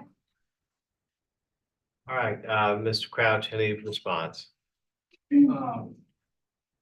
I think that street, it floods pretty bad, and it stretches all the way up. We had a project on 14 Colonial, and they have 3 feet of water, which is further south than 17 Colonial. So I think that the flood water is gonna reach there either way. Could you go to the images of the backyard? This way. Towards the front. So the middle top and middle left image, you can see the addition on 17 Colonial. It's directly up against the property line. Yeah, that's it. And we're actually not going beyond that. That addition will remain further back, roughly, I think it's 1.5 feet or 2 feet beyond what we're asking. The McChesneys don't really have much green space, as you can see. It's all gravelled area. I think that they'll probably retain the gravel, and we're showing. We would obviously gutter the addition as well. I can't really speak to it being infilled in the future. I don't know if we can really plan on that, but the porch addition is not as far back as the addition at 17 Colonial and the neighbor on the other side, there's a kind of a void in their yard because it's the backyard to the house at Ashley. So I feel like we're not affecting the neighbors' sunlight too greatly. Floodwaters, I feel like it's gonna flood either way, unfortunately. And I might just point out, because I think, so these dash lines indicate the required building setbacks in the lot. That's correct, yes, sir. And so you see this south side setback line right here, which is 12 feet off the side property line. And the only encroachment that your proposed deck has into that south side setback is the stair, That's. not the deck, or not the screen porch. And you can see on that survey, I don't know if you can zoom in, but the line of this is the back corner of the addition at 17 Colonial. So it is further back than what we're proposing.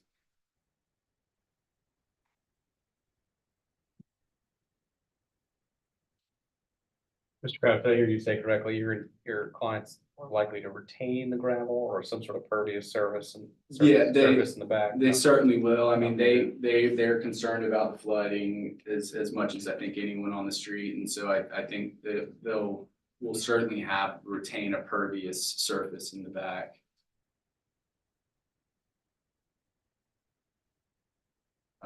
Part of the existing deck is already elevated. I don't know if you could go back to the pictures. So yeah, that was good. On the left and the right side of the house, there is an elevated portion of the deck. We're staying roughly within that realm. We're not at the finished floor of the house. We're actually below that by 3 or 4 inches.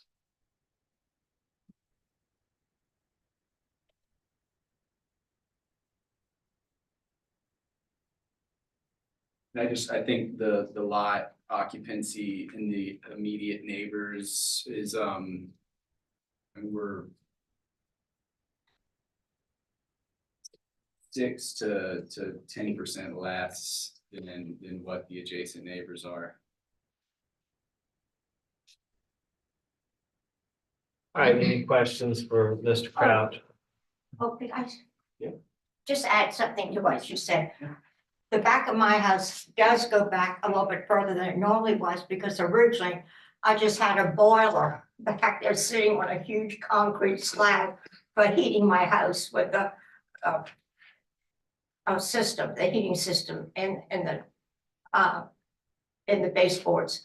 But so anyhow, that's why we had to get the boiler up off the ground and put it on the back of the house to heat the house. So that's why mine does go back. I'm sorry. Thank you.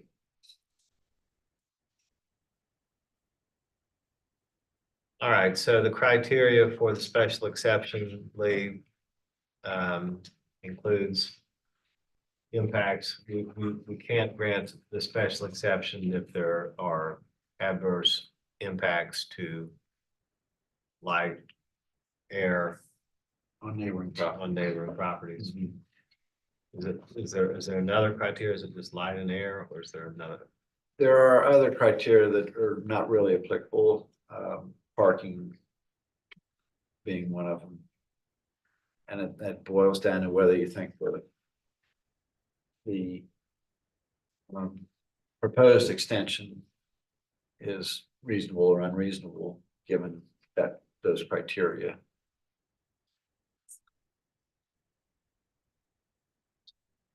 And I did hear from Mrs. O'Malley that part of the concern stemmed from the construction process. And I don't know, Mr. Crouch, if you or your clients have had an opportunity to speak with Mrs. O'Malley prior to the hearing this evening? I think that they did sit down and show Sam and Chandler. Did they show you the, Pardon me? Sam, and my clients did meet with you to show. Oh, I spoke with, Chandler one afternoon. Yes, No, ma'am. I went over there for another reason, but anyway. Yeah, they, I think, have approached and discussed their. And Mr. Brawl is across the street on the other side of the street. Okay. He's right off of Brawl. All right, and were you able, Ms. O'Malley, to discuss your concerns about the construction process and the flooding and the concerns that you've raised this evening? Were you able to discuss those issues with the McChesneys and sort of get Well, any assurance on I this? did ask her how far back they were gonna go and what they were gonna do, and she told me about the level and what, right now, I don't guess they're gonna move the door off from the back porch, which is to the far right on that photograph. And that the steps would come down into the driveway on, to the, south side of the house. But, And here's why I'm asking, because sometimes when we have these applications and there's hasn't been good communication between neighbors on their concerns, sometimes we find that a deferral gives an opportunity for neighbors to discuss potential concerns that they have about the request, about how the request is going to be implemented, about safeguards that might be used to ensure that the implementation of the request, the special exception or the variance, that it won't harm a neighbor in that process. And so sometimes we defer to give neighbors an opportunity to communicate on those issues. And I didn't know whether that would be appropriate here or whether it's just something that you think you would object to no matter no, what. and I really don't know how solid the foundation is going to be and how heavy it will get. And obviously they need to pile it instead of just framing it up. I mean, you know, because I know what happens when you just frame it up. Manly Eubanks had that problem. A lot of people have had that problem on the street when they were there. We're not proposing a solid foundation. It'll be piers with levered slats. And, you know, these are the kinds of discussions that could be had privately rather than in the public forum that we're in today. I think my clients were under the impression that there was support for the project. Right. And so maybe that's what I would suggest respectfully that we do. And I hate to ask you to do this because it would mean that you would come back if it was to be back on the agenda and you still had objections to it. But I'm trying to see if there's an opportunity for you to have some of your concerns addressed. Right. And so if we could do that through a deferral, it might benefit you and it at least might give you some comfort that what they're doing may not be as impactful as you may be concerned about. But if you have these discussions and you decide you still have objections, I would invite you to please come back and let the board know so that we can then make a decision one way or another on it. But I do think that perhaps there could be some more communication here in a deferral. Well, you just never know how forthcoming neighbors or architects or anybody are with you. I And then understand. what you end up with. I understand. Don't we know? The Oh. one comment you had about light and air, if you could go back to the photos again, there's actually no windows on that addition at 17. So That's right.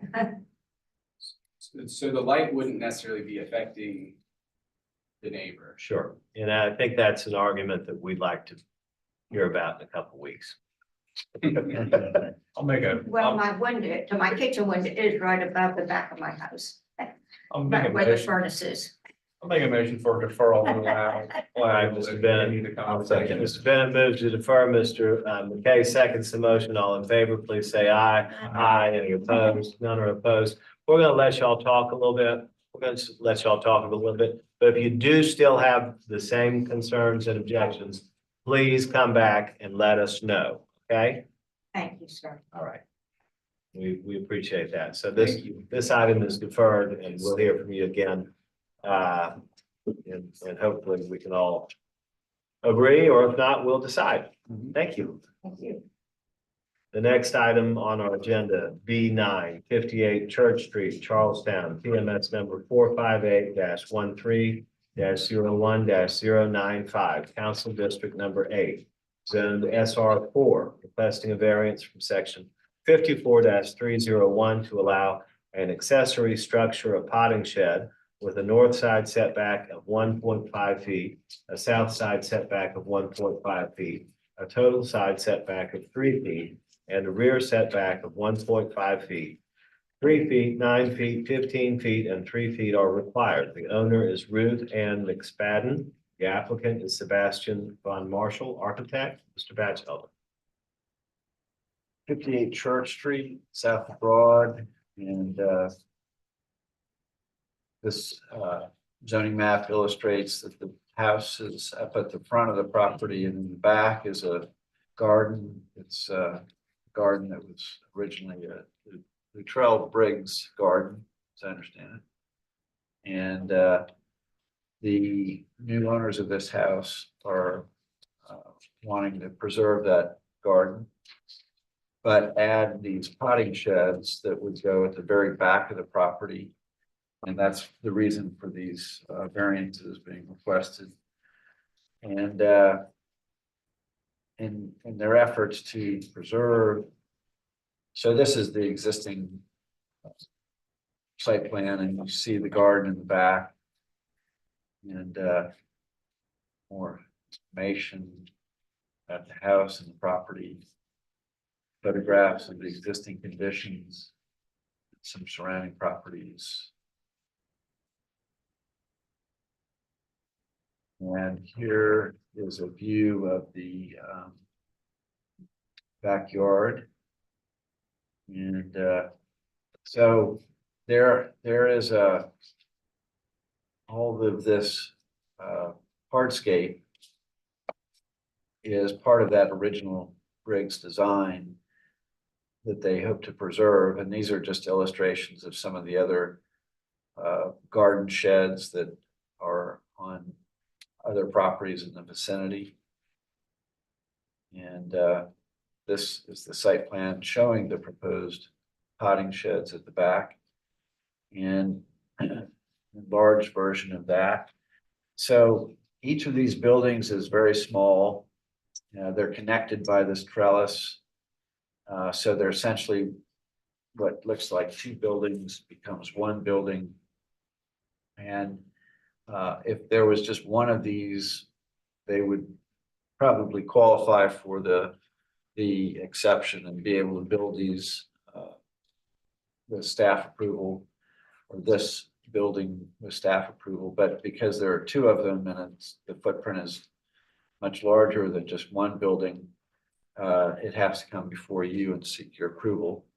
So the thing that I point out, because it's important, I think, so in building these at the back of the property, they are locating them so that they preserve the hardscape that you saw in that image. Actually, that might not have been the same garden, but it's a different garden. But they're preserving the hardscape on this garden, and to do that, they have to push the buildings back and over to the side a little bit. So that's the reason for the variance request. And these are images showing the buildings. They're 9.5 feet tall to the eave. 14 feet is the total height, and 9 feet 4 inches by 7 feet 10 inches wide. So they're each pretty small. So this is the backyard right And that concludes that. I know that they've been talking to the neighbors and the applicants here, they can speak to that. But I think there's support from everybody as far as we're aware of. We're not aware of any objections or concerns from anybody, so we support this. Okay. All right, thank you, Lee. Is there anyone here who wishes to speak in opposition to the application for 58 Church Street? If you're in opposition. All right, seeing no one in opposition, we have the owner applicant, Ron Marshall. Anything you'd like to say to the board this evening? No, at this time, thank you, Lee. All right. Any questions for Lee? Any questions for the applicant? I'll make a motion to approve. All right, Mr. McKay moves to approve. Mr. Richard seconds the motion. All in favor, please say aye. Aye. Any opposed? None are opposed. The motion passes by a vote of 5-0. The variance is granted. Thank you very much. Thank you. All right. Down to the final item on the agenda. B10. 1717 Wapu Road, Isle de Namur, PMS number 350-15-00-006, Council District 11, zoned SR1, requesting a variance from section 54-347.1 to allow an accessory structure of pavilion to encroach into the 10-foot building setback from the OCRM critical line buffer. Owner applicant, City of Charleston, Matt Froelich, Deputy Chief Financial Officer, Mr. Batchelder. This is a property in West Ashley on Wapu Road, and you can see on this zoning map that it's a sizable property, this piece right here, but actually it's a very small piece of highland. The rest of this is marsh, and the highland is over in this corner. That's where we're discussing this variance request. This is a property, although it's zoned residential, it was the site of WPAL radio station for many years, and they operated out of this little building right here. And this circle actually goes around a large communications tower that sits out in the marsh that has all kinds of communications equipment on it. And so that's the reason for the circle. Here's an aerial image. So you see this little corner of highland right here. So that's what we're talking about. And there isn't this existing building on the property right now. And it does encroach into that 10-foot building setback, which was adopted by the city many years after that building was built. So it's potentially a non-conforming building. And they're proposing to remove it. Here is this pink area right here indicates the existing building footprint. And it's the portion of that building footprint that encroaches into the actual buffer. And then the blue area is the portion of the building that encroaches into the setback. And then down here, you have the proposed building, and it's the yellow area right here that they need your approval for to allow that proposed building to be situated up to the setback line. So it's within that 10-foot building setback zone that's adjacent to this critical line buffer, which is what was adopted by the city roughly 25 years ago. And the whole purpose of the buffer is really for water quality and preserve natural native vegetation in that area. And the purpose of the building setback was to push buildings away from that buffer so that there would be a clear path, yard, whatever, around the buildings. And you wouldn't necessarily have to approach or get into the buffer area to do that. And the applicants can explain the plan, but this is part of a city-owned property now. The city purchased this a few years ago with the intention of turning this into a little park. And that is what this plan illustrates, is the proposed improvements for the park. And so in order to make this work with the accessibility, parking, that sort of thing, they run out of space to place the building and need to place it into this setback zone. So I think there's a clear case for a variance, and we recommend approval. All right, thank you. Anybody in opposition to the application at 1717 Wapu Road? No one in opposition, owner applicant for the city. Anything to say? So unless you have any questions to me.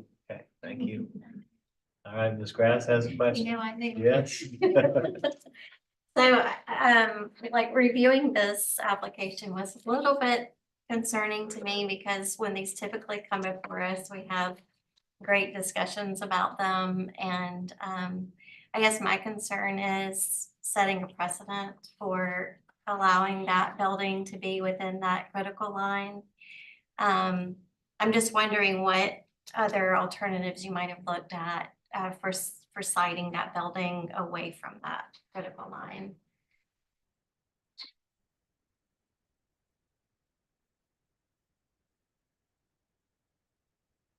Evening, Zach Smith, city employee, City of Parks, Capital Project Division. So we did do some analysis of the design to do a redesign if we were to reposition it. And what we found is that it would really affect the parking to a standpoint to where we'd essentially have about half of what we have proposed on there. Now, through our community meetings, one of the biggest concerns that we've heard is the parking and side parking along the road.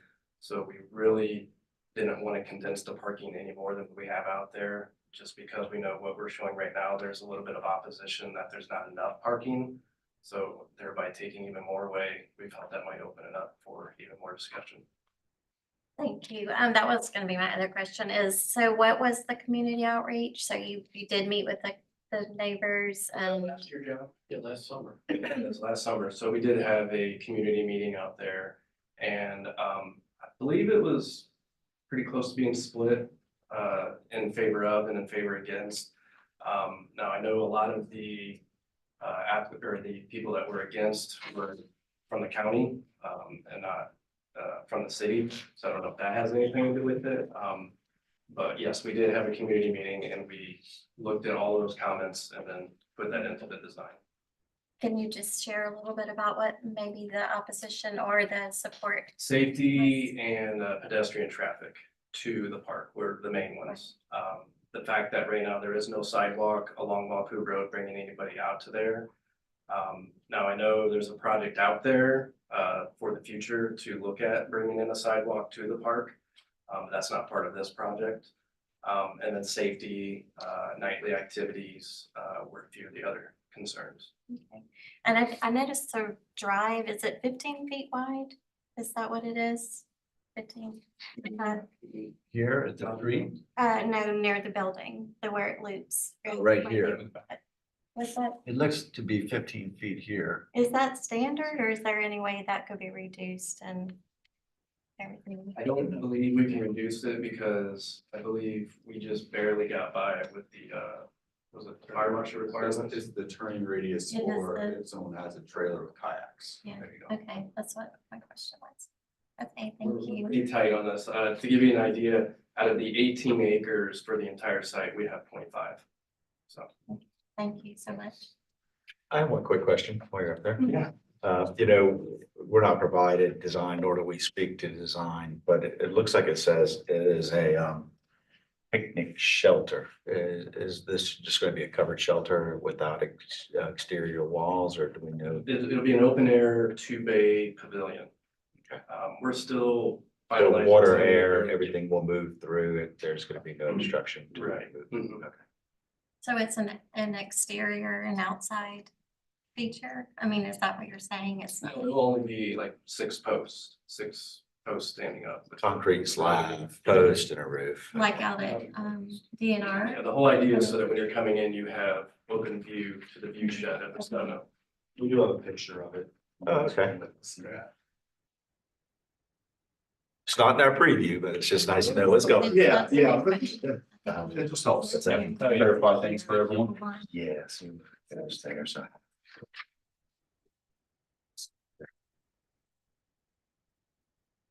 So that definitely helps. Yeah. Yeah. Yeah. Thank you.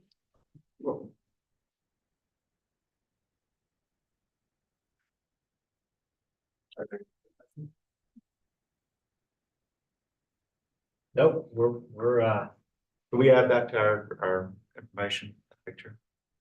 Add it to your information? Yeah, just so when it goes in the minutes, all our stuff. Sure. Yeah, thanks. Yeah. You can have. I agree. Thank you. Thank you. Appreciate it, Zach. I'll move for approval. All right, Mr. Bennett moves to approve. Second, is there a second? Second. All right, Mr. Goodwin seconds the motion. I will just say before I call for a vote, I think the distinction that I would make with respect to other applications that come before this board seeking to encroach upon the OCRM buffer line is that this is a public project for the public benefit and for public use. And I think that in and of itself sets it apart from other requests requesting this kind of encroachment because it is for the protection of the public. The buffer is for the protection of the public to protect the natural environment, and this application enables the public to better enjoy it. So that's my justification why I would say this doesn't set precedent for private parties seeking to do the same thing. And we're not going inside the OCR and critical line. We're actually on the other side. Correct. This is in the city buffer. Yes. City regulations. Just want to make sure we make that The city's clarification. created the buffer inside of the OCRM critical line. Absolutely. Thank you, sir. All right, all in favor, please say aye. Aye. Any opposed? None are opposed. The motion passes unanimously and the second. Mr. Goodwin, second. No, no, yeah. And the variance for 1717 Wapu Road has been granted. Thank you. Thank you. All right, meeting is adjourned. Thanks.